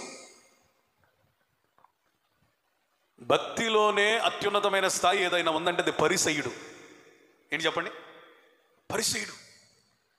ఆ పరిసయ్యులకు కూడా ఆహా అనిపించేటట్టు భక్తి చేశాడట. ఇవన్నీ తనకి ఇప్పుడు నష్టంగా అని అనిపించినాయి అంటే పెంటగా అతను భావించాడంటే యేసు ప్రభు అతనికి ప్రత్యక్షమైనప్పుడు. స్తోత్రం చెప్పండి, స్తోత్రం చెప్పండి. అయినను వీటన్నిటిని నేను నష్టముగా అంటే అర్థం ఏంటో తెలుసా? ఈ గుర్తింపులన్నీ పోవునుగాక. స్తోత్రం. నువ్వు దేవుని మందిరానికి వచ్చిన తర్వాత ఎంత చదువు చదివావో అది నీకు అతిశయంగా ఉండకూడదు. నీ బ్యాక్గ్రౌండ్ ఎలా ఉందో అది అతిశయంగా మారకూడదు. నీ కులం కానీ మతం కానీ అతిశయంగా మారకూడదు. నీ బంధుగణము అతిశయంగా మారకూడదు. గతంలో నీకున్నటువంటి అతిశయంగా మారకూడదు. నీ విద్యా ఉద్యోగాలు అతిశయంగా మారకూడదు. అతిశయించువాడు క్రీస్తునందే అతిశయించాలని అని అపోస్తలుడైన పౌలు చెప్తున్నాడు. స్తోత్రం చెప్పండి. హల్లెలూయా. ఉద్యోగమా అని అతిశయం, వ్యాపారమా అని అతిశయం, డబ్బా అని అతిశయం, రాజకీయమా అని అతిశయం, బంధువర్గమా అని అతిశయం, నీ వెనకున్న బలగమా అతిశయం, చదువా అతిశయం. వాట్? యేసు ప్రభు సిలువ ఎదుట నీకు ఇవన్నీ కూడా నీరు గారిపోవాల్సిందే, విలువను కోల్పోవలసిందే, నష్టంగా భావించాల్సిందే. నీకు ఒకటే ఒకటి అపురూపంగా, అమూల్యమైందిగా, అతిశయంగా, ఆశీర్వాద కారణంగా ఉండాలి. దాని పేరు సిలువ. స్తోత్రం. Praise the Lord. ఈ విషయాలు చదివినప్పుడు నేను చాలా బ్లెస్ అయ్యాను. మీరు కూడా బ్లెస్ అవుతారు. ఎన్నోసార్లు మనం చదివిందే కానీ కొంచెం దగ్గరగా మనం దీన్ని ధ్యానం చేయడానికి ప్రయత్నం చేద్దాం. ఎందుకు అసలు పౌలు తనను తాను ఉపేక్షించుకున్నాడు? సున్నతిని కొట్టేశాడు, హెబ్రీయుడిని అనే దాన్ని కొట్టేశాడు, ధర్మశాస్త్రం విషయంలో తనను తాను కొట్టేసుకున్నాడు, పరిసయ్యుడిని అనే దాంట్లో కొట్టేసుకున్నాడు. ఎవరి చేత ద్వేషించబడడం కాదు, మొదట తన గుర్తింపును తానే ద్వేషించుకున్నాడు. ప్రత్యక్షపు గుడారమునకు ఎదురుగా వచ్చి దహన బలి పశువుగా మారవలసినటువంటి బలి పశువు యొక్క చర్మాన్ని ప్రధాన యాజకుడు ఏం చేస్తాడట? ఒలి చేస్తాడు. చర్మం ఒలి చేయడం అంటే అర్థం ఏంటో తెలుసా? గుర్తింపును కోల్పోవడం. నయోమి గారు, చర్మము ఒలిసివేయడం అంటే అర్థం చెప్పండి? గుర్తింపుని. పిల్లలు కూడా ఎప్పుడన్నా గొడవ చేస్తే కొంతమంది అంటారు తోలు తీస్తా. తోలు తీయటం అంటే అర్థం ఏంటో తెలుసా? నీకున్న పొగరు, నీకున్న గర్వం, నీకున్న అతిశయం, నీకున్న గుర్తింపు అన్నీ తీసేయటం. ఎందుకని అంతలా అపేక్షించుకున్నాడు, అంతలా ఉపేక్షించుకున్నాడు? ఎందుకని? యేసయ్య కొరకు అన్ని వదులుకున్నాడు, అన్ని ద్వేషించుకున్నాడు అంటే కొన్ని విషయాలు చెప్తున్నాడు ఆయన. దేవుడు, ఆ కింద వచనాలు మీకు ఉండదు, కాకపోతే మీకు అర్థమయ్యే భాషలో వివరంగా చెప్తాను, మీరు ఇంటికి వెళ్ళి చదువుకోండి. దేవుడు అనుగ్రహించు నీతి గలవాడనై క్రీస్తునందు కనబడాలి. స్తోత్రం చెప్పండి, స్తోత్రం చెప్పండి. దేవుడు అనుగ్రహించు నీతి కలిగి ఎవరిలో కనపడాలంట? క్రీస్తునందు కనబడాలి. ఒకప్పుడు నీతిమంతుడని ఫీల్ అయ్యాడు ఎవరో? అపోస్తలుడైన పౌలు. దేని వల్ల వచ్చింది నీతి? ధర్మశాస్త్రం వలన తనకు నీతి వచ్చిందని భావించాడు. కానీ యేసు ప్రభు ప్రత్యక్షమైన తర్వాత, దర్శించిన తర్వాత తనకు అర్థమైన విషయం తెలుసా? ధర్మశాస్త్రం వల్ల మనకి నీతి రాలేదు, మన సొంత క్రియల వల్ల నీతి రాలేదు. యేసు ప్రభుని విశ్వసించుట వలన దేవుడే మనకి నీతినిస్తాడు అని నమ్మాడు. స్తోత్రం చెప్పండి, స్తోత్రం చెప్పండి. అబ్రహాము దేవుని నమ్ముట వలన నీతిమంతుడయ్యాడు. అది అతనికి నీతిగా ఎంచబడిన దేవుని వాక్యం సెలవిస్తుంది. మన పుణ్య కార్యాలను బట్టో, దాన ధర్మాలను బట్టో, నీతి న్యాయాలను బట్టో మనం నీతిమంతులం కాలేమో కానీ యేసు రక్తము ద్వారా, యేసు రక్తంలో ఉన్న పవిత్రత ద్వారా, యేసు రక్తంలో ఉన్నటువంటి శక్తి ద్వారా మనం ఏమైపోయింది తెలుసా? దేవుని నీతిని ధరించిన వారమయ్యాం. స్తోత్రం చెప్పండి. ఎప్పుడైతే యేసు రక్తం నీ మీద ప్రోక్షించబడిందో చెప్పండి, దేవుని నీతి నీ మీద చొక్కాలాగా కప్పబడింది. ఇప్పుడు మన నీతి మొదట క్రియల వలన, మాటల వలన, ప్రవర్తన వలన, మన కొన్ని ఆస్తిపాస్తుల వలన నీతిమంతులుగా కనబడినట్లయితే ఆ నీతి గురించి దేవుని వాక్యం సెలవిస్తున్నది మురికి గుడ్డలు. ఏంటి చెప్పండి? మురికి గుడ్డలు. కానీ ఇప్పుడు యేసు రక్తం మన మీద పడిపోయిన తర్వాత ఏమైంది తెలుసా? మన జీవితాలు పునీతం అయిపోయాయి, పవిత్రమైపోయాయి, పరిశుద్ధపరచబడ్డాయి. ఇప్పుడు మన నీతి లేదు, మన నీతి కనబడదు, మన మంచితనం లేదు. దేవుడే తన నీతిని మన మీద కప్పాడు. దీనికి కారణం ఏంటంటే యేసయ్య శిలువ త్యాగం. స్తోత్రం చెప్పండి, స్తోత్రం చెప్పండి. హల్లెలూయా. పొరుగువాడు కలిగున్న దానినే ఆశించుటయే తప్ప ఇరుగు పొరుగులకు అక్కరలో సహాయము చేయగలేమే. పురుగు వంటి నరమాతృడను, పురుగు వంటి నరమాతృడను కరుణతో సర్వమిచ్చావా, మహిమతో నింపావా. స్తోత్రం చెప్పండి. ఇంకో చరణంలో ఒక అద్భుతమైన మాట రాస్తారు. మంచితనం అన్నదే లేని వంచకుని కరుణించావా. మనకి మంచితనం కొంచెం లేదు, మనం ఫీల్ అవుతున్నాం, జస్ట్ మనం ఫీల్ అవుతున్నాం అంతే, మనం మంచోళ్ళం, పరిశుద్ధులం అని. యేసు రక్తం మన మీద పడనంత వరకు మనకు నీతి వస్త్రం కప్పబడలేదు. ఇప్పటికీ మనలో ఎన్నో లోపాలు, బలహీనతలు ఉన్నప్పటికీ క్రీస్తునందు మనం నీతిమంతులుగా కనబడడానికి కారణం ఏంటి తెలుసా? ఆయన రక్తమును బట్టి దేవుడే మన మీద నీతి వస్త్రాన్ని కప్పాడు. స్తోత్రం చెప్పండి. మనకిచ్చిన దైవిక నీతిని బట్టి చేతులెత్తి స్తోత్రం చెప్పండి, మంచిగా చెప్పండి. హల్లెలూయా. యెషయా గ్రంథంలో 6వ అధ్యాయంలో దేవుని మందిరం కనపడుతుందట. ఆ మందిరం మీద దేవుని చొక్కా అంచులో కప్పబడినట్లుగా యెషయా జీవితాన్ని సూచిస్తుంది. ఇది పరిశుద్ధుడిని పరిశుద్ధుడిని పరిశుద్ధుడిని అనుకున్నాడు, కానీ బలిపీఠం మీద నుండి దేవదూత ఒక కారును తీసుకొచ్చి ఆ అగ్ని చేత యెషయాని పవిత్రపరచవలసి వచ్చింది. స్తోత్రం, ప్రైజ్ ది లార్డ్. ఆ దర్శనం సూచిస్తుంది ఏంటంటే, ఒకప్పుడు నాయన నువ్వు పరిశుద్ధుడు అనుకున్నావు, కానీ నీ మీద నీతి వస్త్రం కప్పబడలేదు. ఇప్పుడు నువ్వు నిజంగా పరిశుద్ధుడు అయ్యావు, నీ మీద నీతి వస్త్రం కప్పబడింది. ఎందుకు తనను తాను ఉపేక్షించుకున్నాడు, వద్దనుకున్నాడు, ద్వేషించుకున్నాడంటే, నా కార్యముల వలన, ధర్మశాస్త్రం వలన, నా భక్తి వలన, పరిశీలన విధానాల వలన నేను నీతిమంతుని కాలేదు, యేసు రక్తం వలన అయ్యాను. కాబట్టి తనను తాను ఉపేక్షించుకున్నాడు, సమస్తాన్ని నష్టంగా పెంటగించుకున్నాడు. రెండోది, మృతులలో నుండి పునరుత్థానం కలుగుటకు. ఎందుకు పాస్టర్ గారు మనం ఉపేక్షించుకోవాలి, మనం ద్వేషించుకోవాలంటే, ఒకటి దైవికమైన నీతి మనకి కప్పబడాలని, రెండోది మృతులలో నుండి మనం పునరుత్థానులం అవ్వాలి. ఎక్కడి నుంచి ఎక్కడికి లేవాలి? మృతులలో నుండి పునరుత్థానం. యేసు ప్రభు నిన్ను కానీ నన్ను కానీ పిలిచిన కారణం ఏంటో తెలుసా? జ్యేష్ఠుల సంఘంగా. ఏ సంఘంగా? నీ ఇంట్లో 3 పిల్లలు ఉన్నారనుకోండి, అందరినీ జ్యేష్ఠుడు అంటావా? ఎవరు జ్యేష్ఠుడు? ఫస్ట్ పుట్టినోడే జ్యేష్ఠుడు.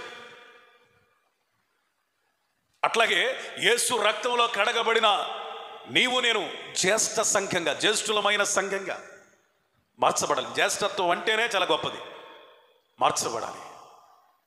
ఎట్లా మార్చబడతాం మనం? మరణంలో నుండి పునరుద్ధానం అవ్వాలి. పునరుత్థానం అవటం అంటే తెలుసా? నీ మట్టి శరీరం పోయి మహిమ శరీరం వచ్చింది. ఎప్పుడు పడితే అప్పుడు కాదు. నిన్ను నీవు ద్వేషించుకుని, ఉపేక్షించుకుని సిలువ మోసుకుంటే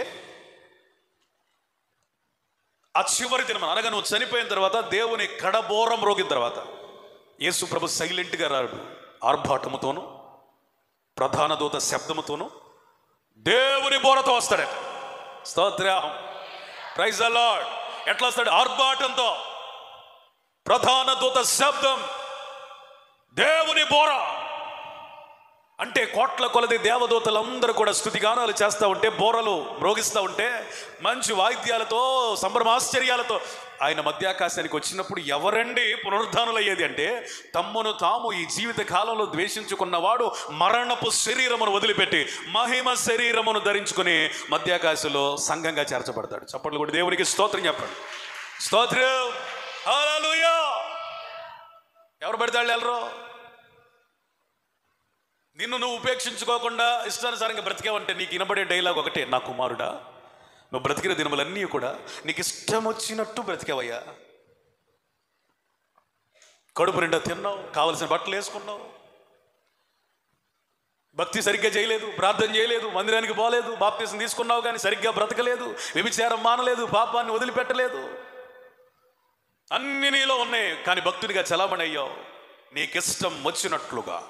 ప్రసంగి గ్రంథంలో కూడా అదే ఉంది. యవనసుడా, ఏం చూస్తావో చూడు, ఏం చేస్తావో చెయ్యి, నీ మనసుకి ఇష్టం వచ్చినట్టు ప్రవర్తించు. అయితే ఒక దినమున నువ్వు చేసిన ప్రతి క్రియను బట్టి ఎక్కడికి వస్తావు? తీర్పులోనికి. తీర్పులోనికి. మొదటి కీర్తనలోనే ఉంది. అలాంటి వారు ఎక్కడ ఉంటారంట? చదవండి ఒకసారి. మొదటి కీర్తనలోనే మీకు అద్భుతమైన రాకడ వర్తమానం ఉంటుంది. దుష్టులు అలాగునుండగా గాలి చదురుగొట్టు పొట్టువలే ఉందరు, కాబట్టి న్యాయ విమర్శలో దుష్టులను, నీతిమంతుల సభలో పాపులను నిలవరు. నీతిమంతుల సభలు ఎవరుండంట? ఉండరు. ఎవరైతే తమ్మును తాము ద్వేషించుకుని ఉపేక్షించుకుంటారో ఆ కడబోరం రోగగానే రివ్వమని రెప్పపాటున యేసయ్య ఎట్లున్నాడు అట్లా మనం మారిపోబోతున్నాం. స్తోత్రం చెబుతారా? మంచిగా మంచిగా హల్లెలూయా. అందుకని మనల్ని మనం ఉపేక్షించుకోవాలి. ఇంకా ఎందుకని ఉపేక్షించుకోవాలండి? ఆ కింద మీరు చదివితే ఆయన మరణ విషయంలో సమానమైన అనుభవం. ఏ అనుభవం? సమానమైన అనుభవం. ఏ సమానమైన అనుభవం? మరణం విషయంలో. ఎవరి మరణం చెప్పండి అమ్మా, చెప్పండి. ఎవరే?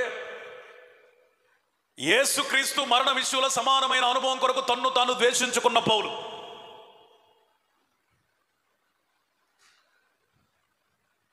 అయ్యా, అన్ని కష్టాలు పడ్డావా, అన్ని నష్టాలు పడ్డావా, మా కొరకేరా ఈ శ్రమలు. అపరాధిని అంటే ఒక్కొక్కళ్ళు చూడాలండి.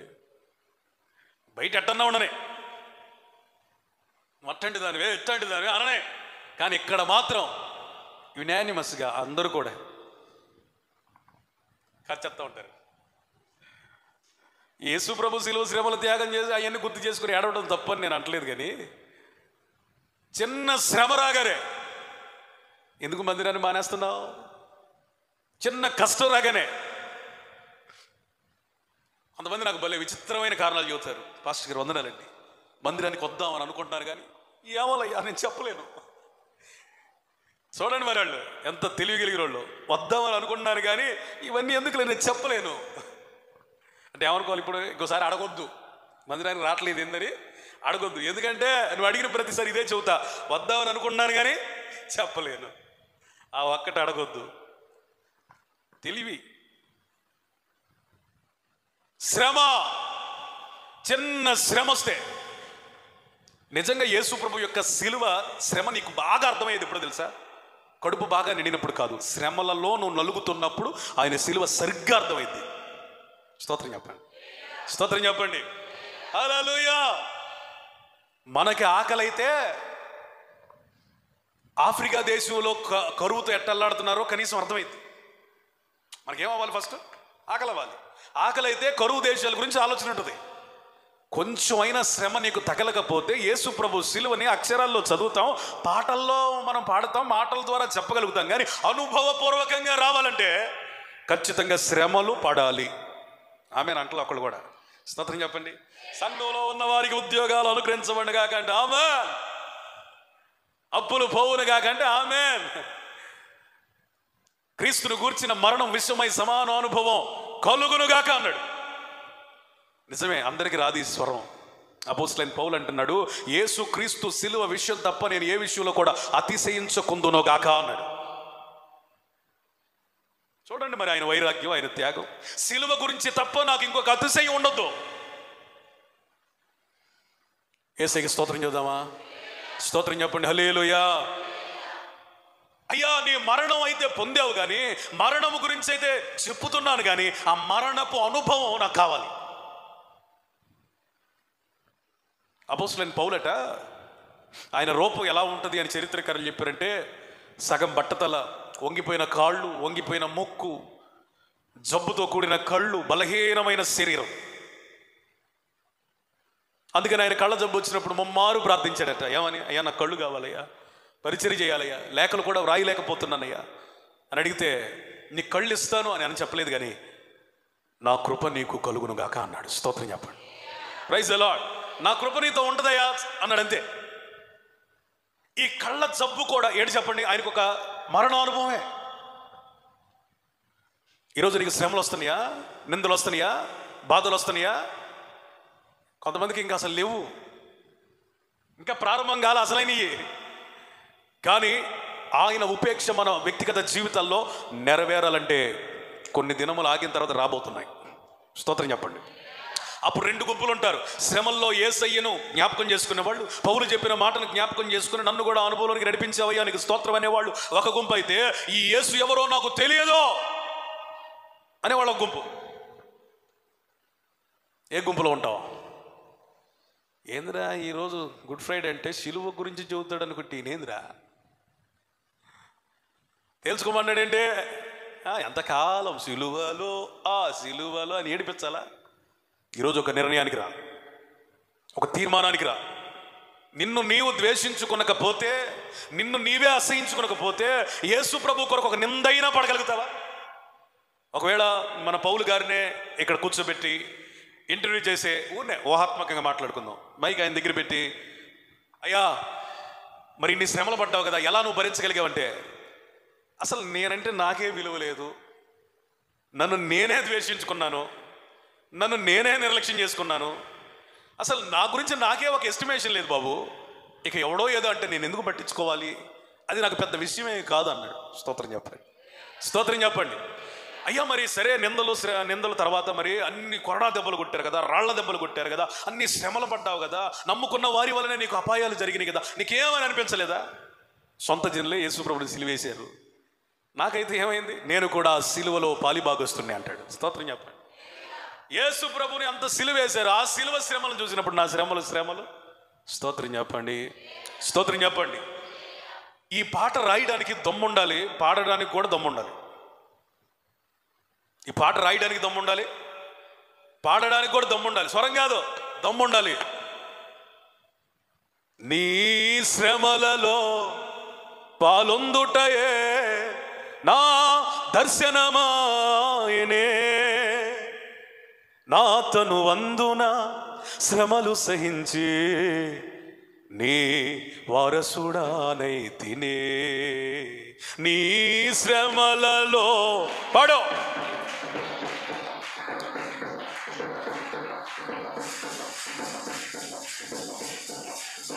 శ్రమలు సహించి నీ వారసుడానైతేనే ఆహానాధన్యత. స్తోత్రం. ఏమని వివరింతునో యేసయ్యా, అర్థం చేసుకొని పాడండి. ఆహానాధన్యత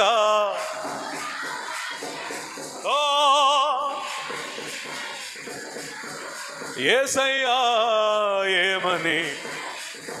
దేవునికి స్తోత్రం. బిగ్గరగా చెప్పండి హల్లెలూయా. దేవునికి మహిమ కలుగును గాక. ఒకవేళ యేసన్న గారిని యేసయ్యడానికి, యేసన్నా 100 సంఘాలు ఇచ్చానుగా, అది నా అతిశయం కాదయ్యా. 10ల సంఖ్యలో వ్యాన్లు, కార్లు ఇచ్చానుగా, అతిశయం కాదయ్యా. లక్షల రూపాయల సౌండ్ సిస్టమ్ ఇచ్చానుగా, అతిశయం కాదయ్యా. దేశ విదేశాల్లో వాడుకుంటున్నాను కదా, అతిశయం కాదయ్యా. మరి ఏంటిరా అని అతిశయం అని యేసన్న గారిని యేసయ్య అడిగితే, నీ శ్రమలు. స్తోత్రం. శ్రమలు. హల్లెలూయా. ఆ చివరి దినాల్లో ఆయనకి కిడ్నీ సంబంధించిన వ్యాధి వచ్చినప్పుడు, ఇన్ఫెక్షన్ వచ్చినప్పుడు, ఈయన సమర్పణ ఏంటంటే డాక్టర్ దగ్గరికి వెళ్ళకూడదండి, మొత్తానికి తీసుకెళ్తుంటే అక్కడ కూడా స్పృహ తప్పిపోయిన పరిస్థితులు కూడా, అరే నన్ను మినిస్ట్రీకి తీసుకెళ్ళండి అన్నాడంట. స్పృహలు కోల్పోయి కూడా ఆయనకు అర్థమై, అరే ఎక్కడున్నా నన్ను మినిస్ట్రీకి తీసుకెళ్ళండి రా అన్నాడంట.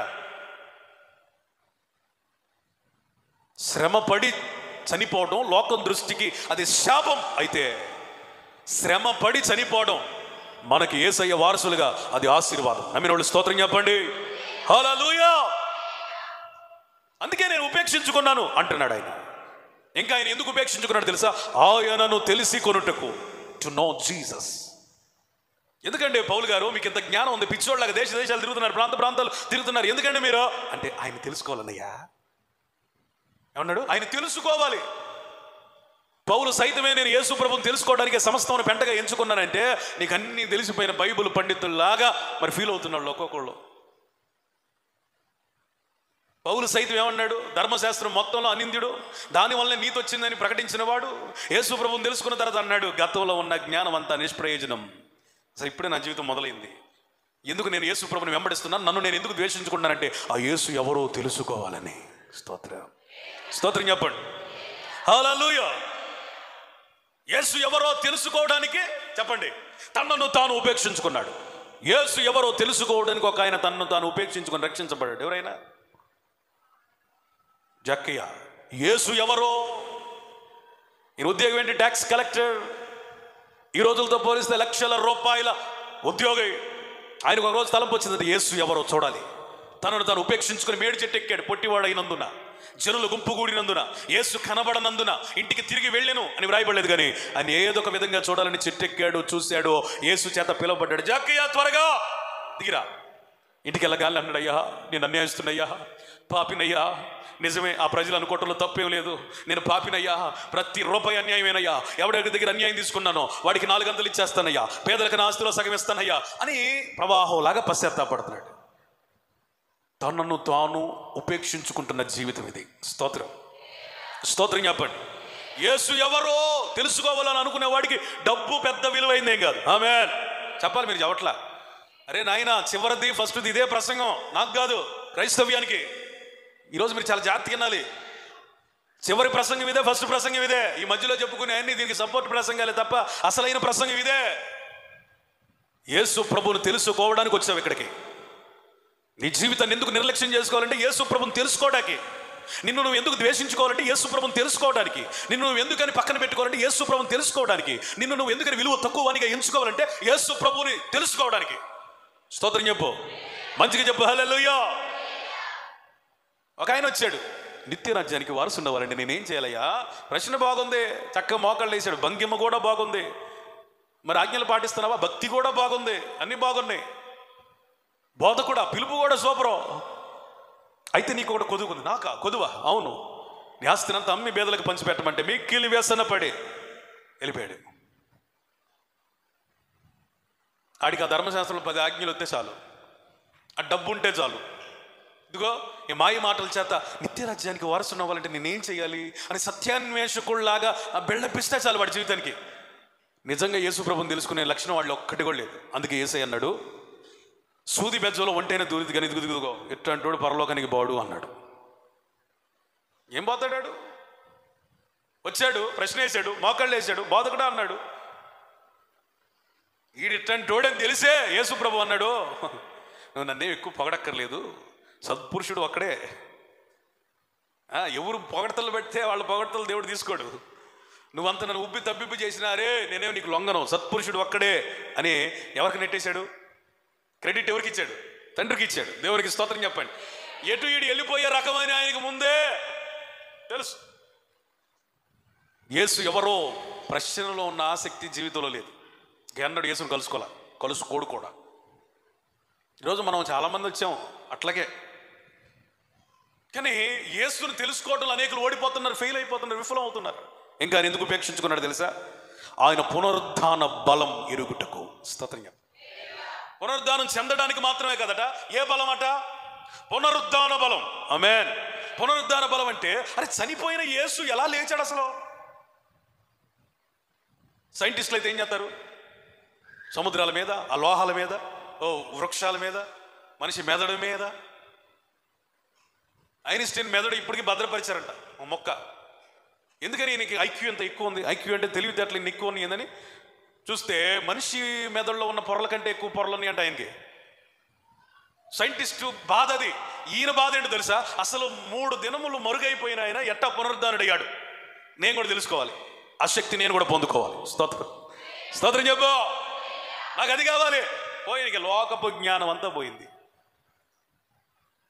స్తోత్రం. అందుకే ఒక పాట రాశా, లోక జ్ఞానమందు అలమటించు నాకు నీ సిలువయే రవికిరణం. లోక జ్ఞానంలో అలమటించాం మనం అందరం ఒకప్పుడు. ఇప్పుడు ఆయన సిలువయే నిజమైన జ్ఞానం. స్తోత్రం. ఇన్ని తెలుసుకోవడానికి, ఆయన శ్రమలలో పాలు పొందడానికి, ఇన్ని తెలుసుకోవడానికి జీవితాన్ని ద్వేషించాడంట. పౌలు పిచ్చోడా మంచోడా? అదే మన తూర్పుపాలెంలో ఇదే రకమైన క్యాండిడేట్ ఉన్నాడు అనుకోండి, ఏమంటాం? పిచ్చోడు రై పౌలా, తెలియదు దీనికి. ఒకప్పుడే జ్ఞానవంతుడుగా ఉన్నాడు, ఇప్పుడు అంతా ఈయన పిచ్చోళ్ళకి తయారయ్యాడు అంటారు. కానీ ఆ జ్ఞానం అంట పెంటగా నష్టంగా అనిపించిందంట పౌలుకి. ఇది నిజమైన జ్ఞానం అనిపించిందట. ఇదే నిజమైన ఉపేక్ష. దేవునికి స్తోత్రం చెప్పండి. ఎప్పటి వరకు అయింది? మొదటి పాయింట్ ఏనండి, మనుష్యులు కాదు, మనల్ని మనమే ఏం చేసుకోవాలి? స్తోత్రం చెప్పండి. 2 చేతులు పైకెత్తి దేవునికి స్తోత్రం చెప్పండి. హల్లెలూయా, హల్లెలూయా. 1, మనల్ని మనం ద్వేషించుకోవాలి. 2, చెప్పండి, ఇతరుల చేత మనల్ని మనం ద్వేషించుకోవడం కొన్ని సందర్భాల్లో సులభం అవ్వచ్చేమో, కానీ ఇతరులు ద్వేషించితే తట్టుకోలేము. చెప్పండి. మనల్ని మనం ఉపేక్షించుకోవడం కొన్ని సందర్భాల్లో సులభమైన విధానంలో ఉండొచ్చు, కానీ ఎవడైనా ఒక మాట అంటే తట్టుకోలేము. ఉపేక్ష అంటే మనల్ని మనం ద్వేషించుకోవడమే కాదు, ఇతరులు కూడా ద్వేషించినా ఓర్చుకోవాలి. దేవునికి స్తోత్రం చెప్పండి. మంచిగా దేవునికి స్తోత్రం చెప్పండి. యేసు ప్రభువే గనక పరిసయ్యుల చేత, శాస్త్రుల చేత, ప్రధాన యాజకుల చేత, సద్దుకయ్యుల చేత ద్వేషించబడకపోతే ఆయన సిలువ వేయబడేవాడా? గుడ్ ఫ్రైడే అనేది మాకు ఒకటి ఉండేదా? యేసయ్యా ప్రసంగం ఎంత బాగుందయ్యా అని ఒక పరిసయ్యుడు అన్నాడా? బాగుంది అని అనటం కాదు, యేసును ఏదో ఒక విధంగా చంపాలి. Murder planning. దేనికే? ఆస్తులు తీసుకుంటే చంపొచ్చు, రాజకీయాల్లో చావటాలు కూడా చంపటాలు విన్నాం. బోధక చంపడమా? ఆహా, ఈ బోధ ఎంత శక్తివంతమైందో చూడండి. స్తోత్రం చెప్పండి, స్తోత్రం చెప్పండి. రాజకీయాల్లో చచ్చిపోవడం, చావడం చాలా మామూలు. అది రాజకీయాల్లో నీతి నియమాలు ఉండవు. లేకపోతే ఇంకొక దాంట్లో వ్యాపారాల్లో కూడా హత్యలు చేయటాలు కామనే. కానీ పరిచర్యలో కూడా ఈయన బోధలు విన్న పరిసయ్యులకి, శాస్త్రులకి, ప్రధాన యాజకులకి ఏమని ఆలోచన వచ్చిందంట? చంపాలి. పరిసయ్యులు, ప్రధాన యాజకులు, శాస్త్రులు, సద్దుకయ్యుల చేత ద్వేషించబడిన ఈ లోకంలో ఘనపరచబడాలని అనుకోవడం ఎంత బుద్ధిహీనత, ఎంత అవివేకం, ఎంత మూర్ఖత్వం, ఎంత అజ్ఞానం. ఇంకేమైనా పదాలుంటే పెట్టుకోండి.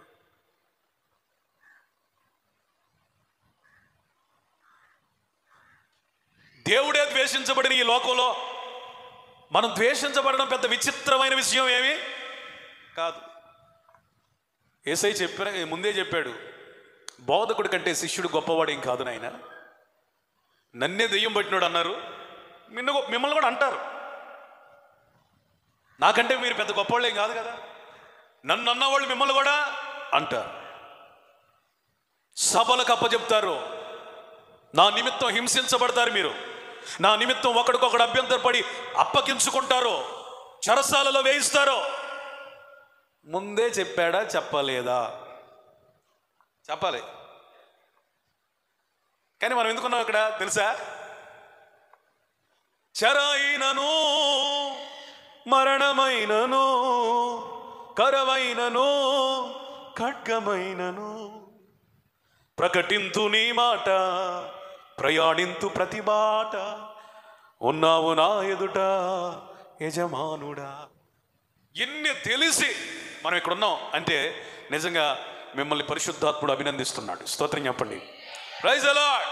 చెరకు అప్పగిస్తానన్నా ఉన్నాం, చెడ్డ మాటలు పలుకుతారన్నా ఉన్నాం, విమర్శిస్తారన్నా ఉన్నాం, హింసిస్తారన్నా ఉన్నాం. ఇక్కడ అన్నీ తెలిసినా ఎందుకు కూర్చున్నామంటే ఏదో ఒక మూల మనందరికి ఎక్కడో ఒక చోట నిరీక్షణ ఉందా లేదా? స్తోత్రం చెప్పండి. ఏదో ఒక మూల మనకి నిరీక్షణ ఉంది. హల్లెలూయా.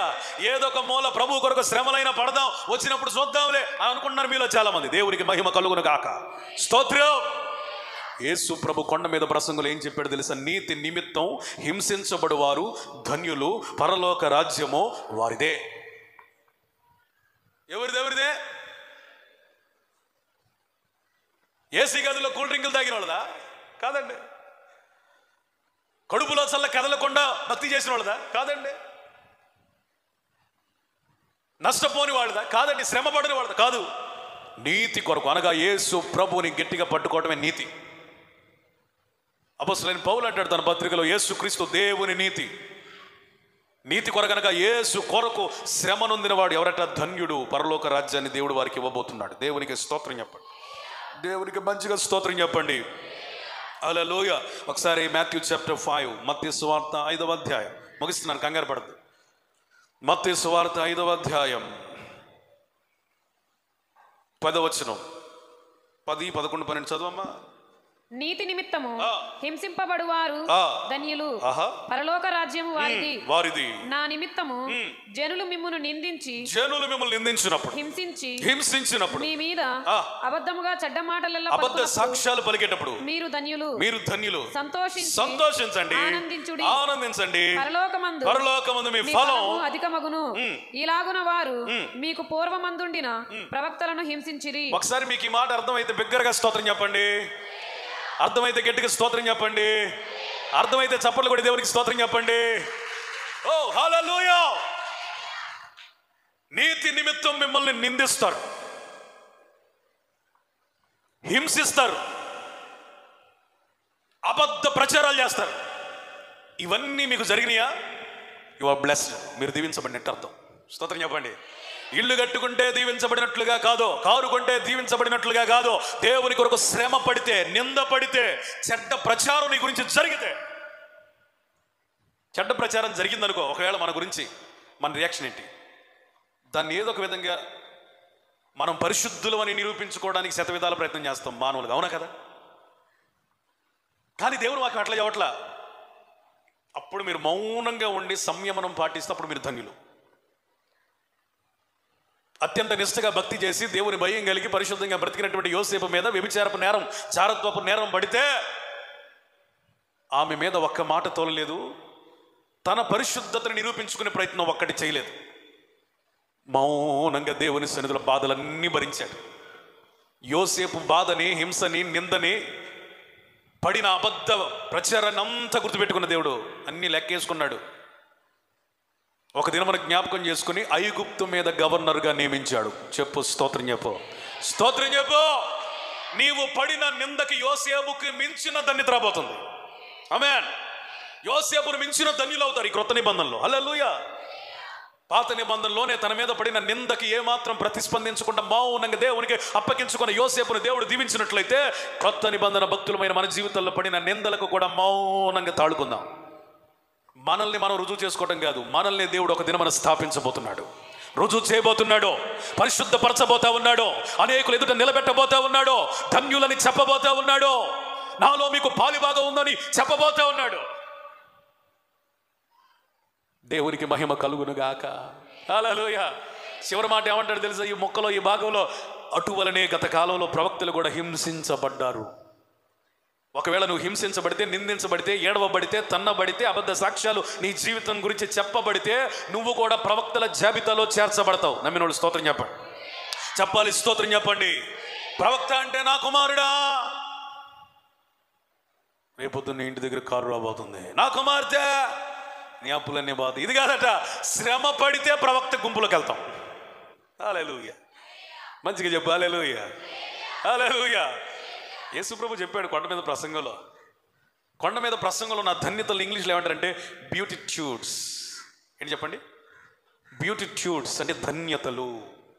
శ్రమ పడడంలో ఏం బ్యూటీ ఉందండి? శ్రమ పడడంలో బ్యూటీ ఉందట, శ్రమ పడడంలో ధన్యత ఉందట.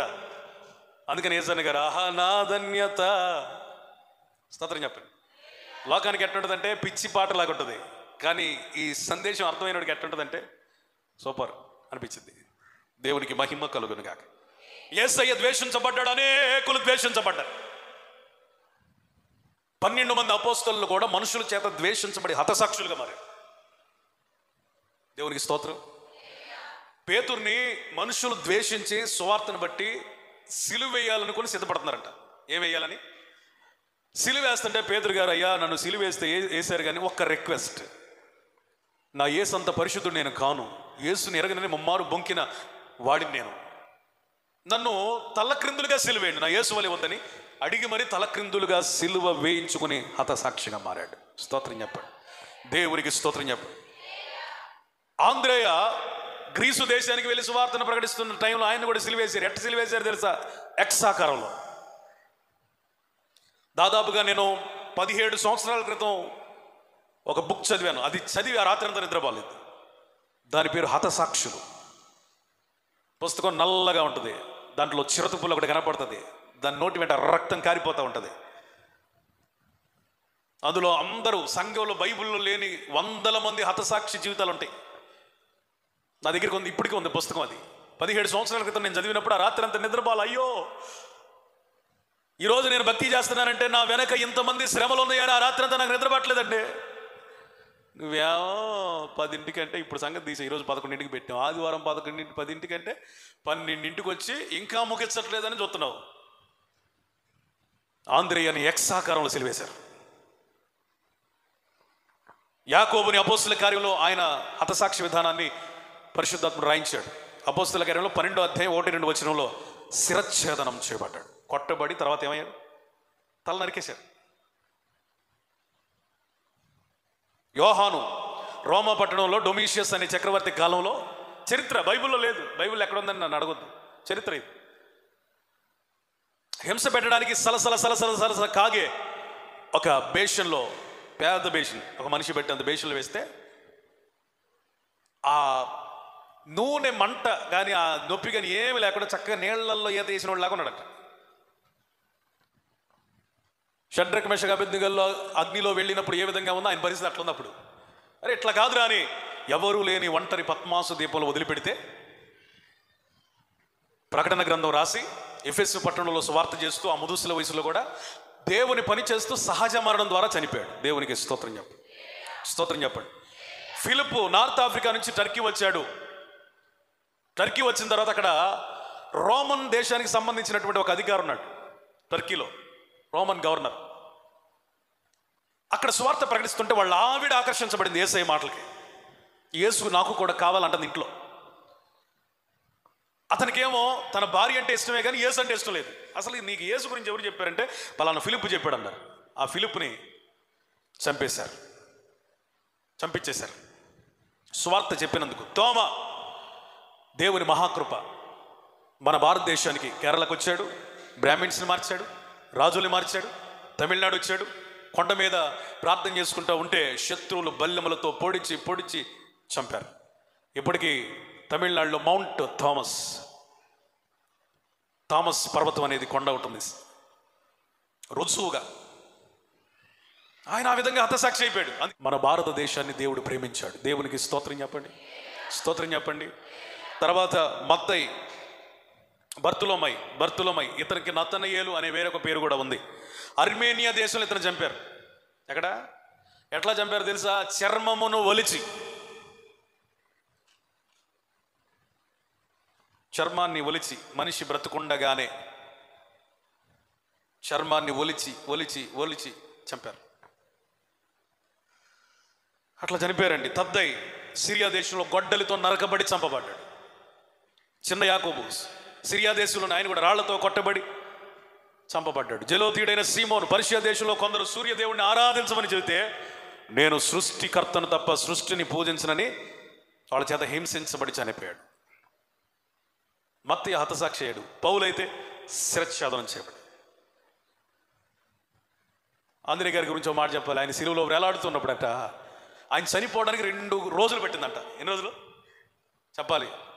ఈ 2 రోజులు కొన్న ప్రాణం ఆగిపోయేదాకా యేసయ్య సువార్తను ప్రకటిస్తానే, సిలువలో ప్రకటిస్తానే 2 రోజులు ఆపకుండా సువార్త ప్రకటించి చచ్చిపోయాడట. చప్పట్లు కొట్టి యేసయ్యకి స్తోత్రం చెప్పండి.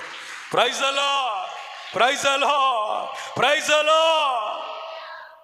ఏం చేసాం మనం యేసయ్య కోసం? ఏం చేసామండి?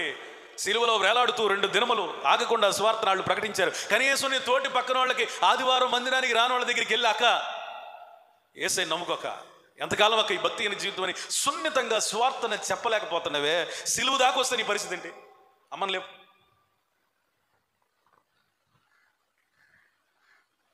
ఆలోచన చేయండి.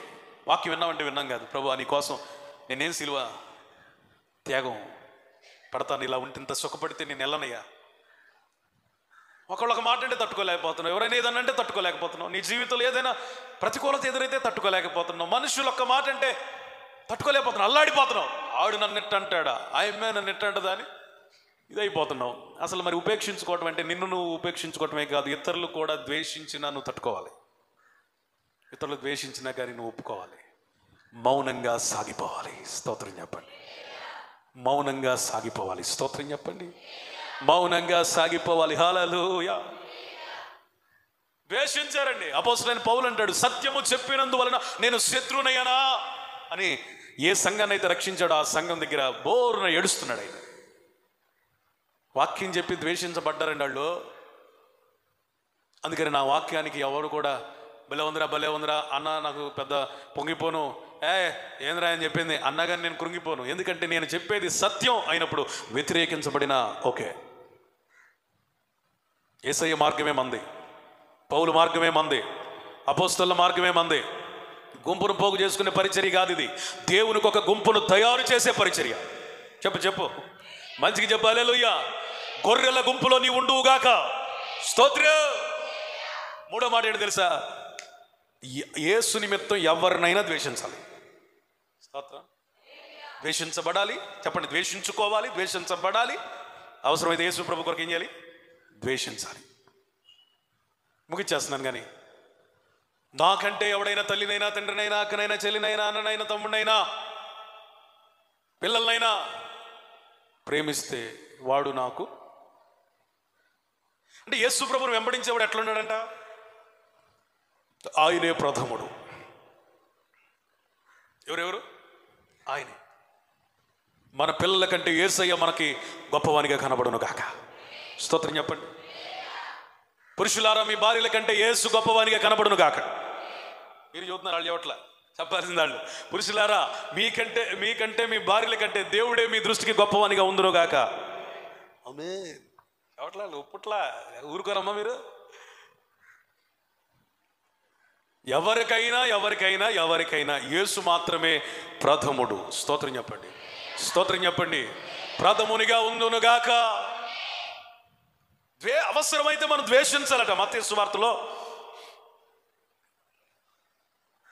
27వ అధ్యాయము 21, 22, 23 మీరు చదవద్దు. మత్తయి సువార్త 7వ అధ్యాయం 21, 22,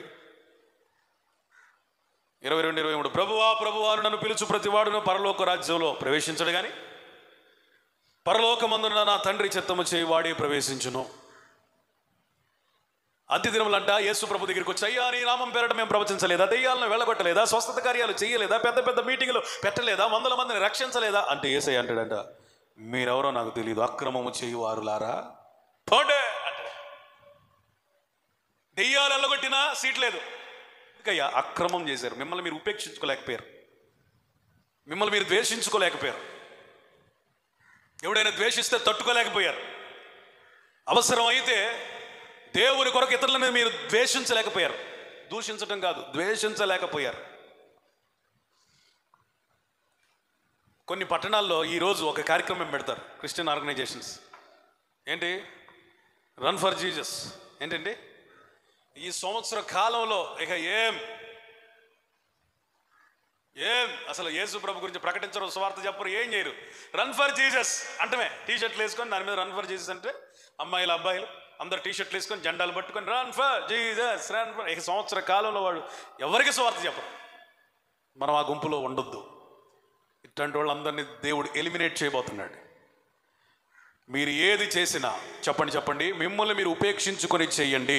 స్తోత్రం. మిమ్మల్ని మీరు కాదనుకొని చెయ్యండి. హల్లెలూయా. పరిచర్యలో దూషించబడండి, ద్వేషించబడండి, పర్వాలేదు. దేవుని నిమిత్తం ఇతరులను ద్వేషించండి, అంటే ఇతరులను అసహించుకోండి, వద్దనుకోండి, వాళ్ళ మార్గం నుంచి తప్పించుకోండి. ఫేస్బుక్లో ఒక ఆయన ఉన్నాడు, కొణిదెల భరత్ అని.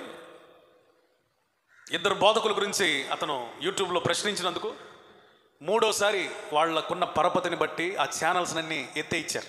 ఛానల్స్ 3వసారి అతడు ఆ విషయాన్ని చెప్తూ ఒక చిన్న పోస్ట్ పెట్టాడు. అప్పుడు నేను అనుకున్నాను, మనిషి అడిగిన ప్రశ్నకే నిలబడలేని ఒక మనిషి, దైవజనుడు, ఎవరైనా సరే రేపు న్యాయపీఠం ఎదుట ఎవరు నిలబడతారు? ఒక సామాన్యమైన విశ్వాసి అడిగిన ప్రశ్నకి, లేకపోతే ఒక స్వార్థికుడు అడిగిన ప్రశ్నకి, లేకపోతే సంఘంలో ఏదో భాగం, ఆయన ఏం చెప్తాడో మనకు తెలియదు, సంఘంలో ఒక భాగం, ఒక పలానా అబద్ధ ప్రవక్తని, అబద్ధ బోధకుని, లేకపోతే ఒక ఎలా చెప్పచ్చు కార్పొరేట్ చర్చ్ లీడర్ని ప్రశ్నించిన కారణాన యూట్యూబ్ వాళ్ళతో మాట్లాడించి వాళ్ళకి డబ్బులు ఇచ్చి ఆ ఛానల్ ఎత్తి ఇచ్చాడు. రేపు ఛానల్ ఎత్తించడానికి అవకాశం లేదు. ఈ పూట అయితే నీకు అవకాశం ఉంది, కానీ రేపు దేవుని ఎదుట నిలబెడితే నిన్నెత్తేస్తాడు ఎక్కడ? నరకంలోకి. మనిషి ప్రశ్నకే నిలబడలేనోడు దేవుడు ప్రశ్నిస్తే రేపు ఎక్కడ నిలబడతాడని నాకు అనిపించింది.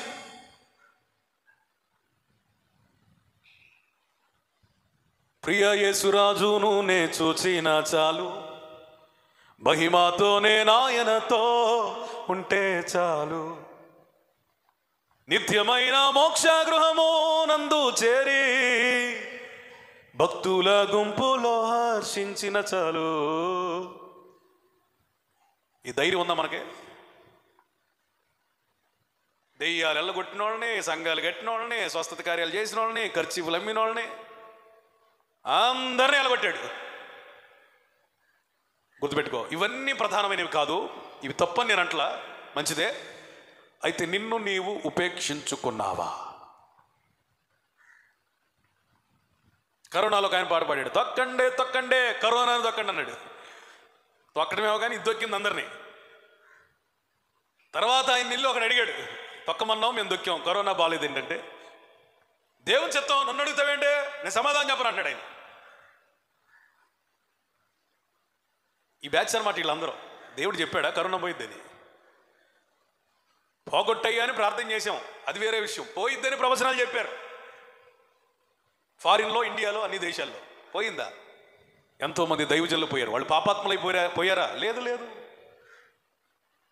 అనేకులు సిద్ధపడి వెళ్ళిపోయారు. నిలబడిన వాళ్ళు మనం పరిశుద్ధమా? కాదు కాదు. సిద్ధపడడానికి ఇది ఒక తరుణం. స్తోత్రం చెబుతారా? మంచిగా చెబుతారా? దయచేసి లేస్తారా? అంతకంటే భాగ్యమా పాస్టర్ గారు? స్తోత్రం చెప్పండి. లేచి నిలబడి ప్రార్థన చేద్దాం. అయ్యా, నీ నిమిత్తం ఎవరినైనా ద్వేషించే కృపను దయచే.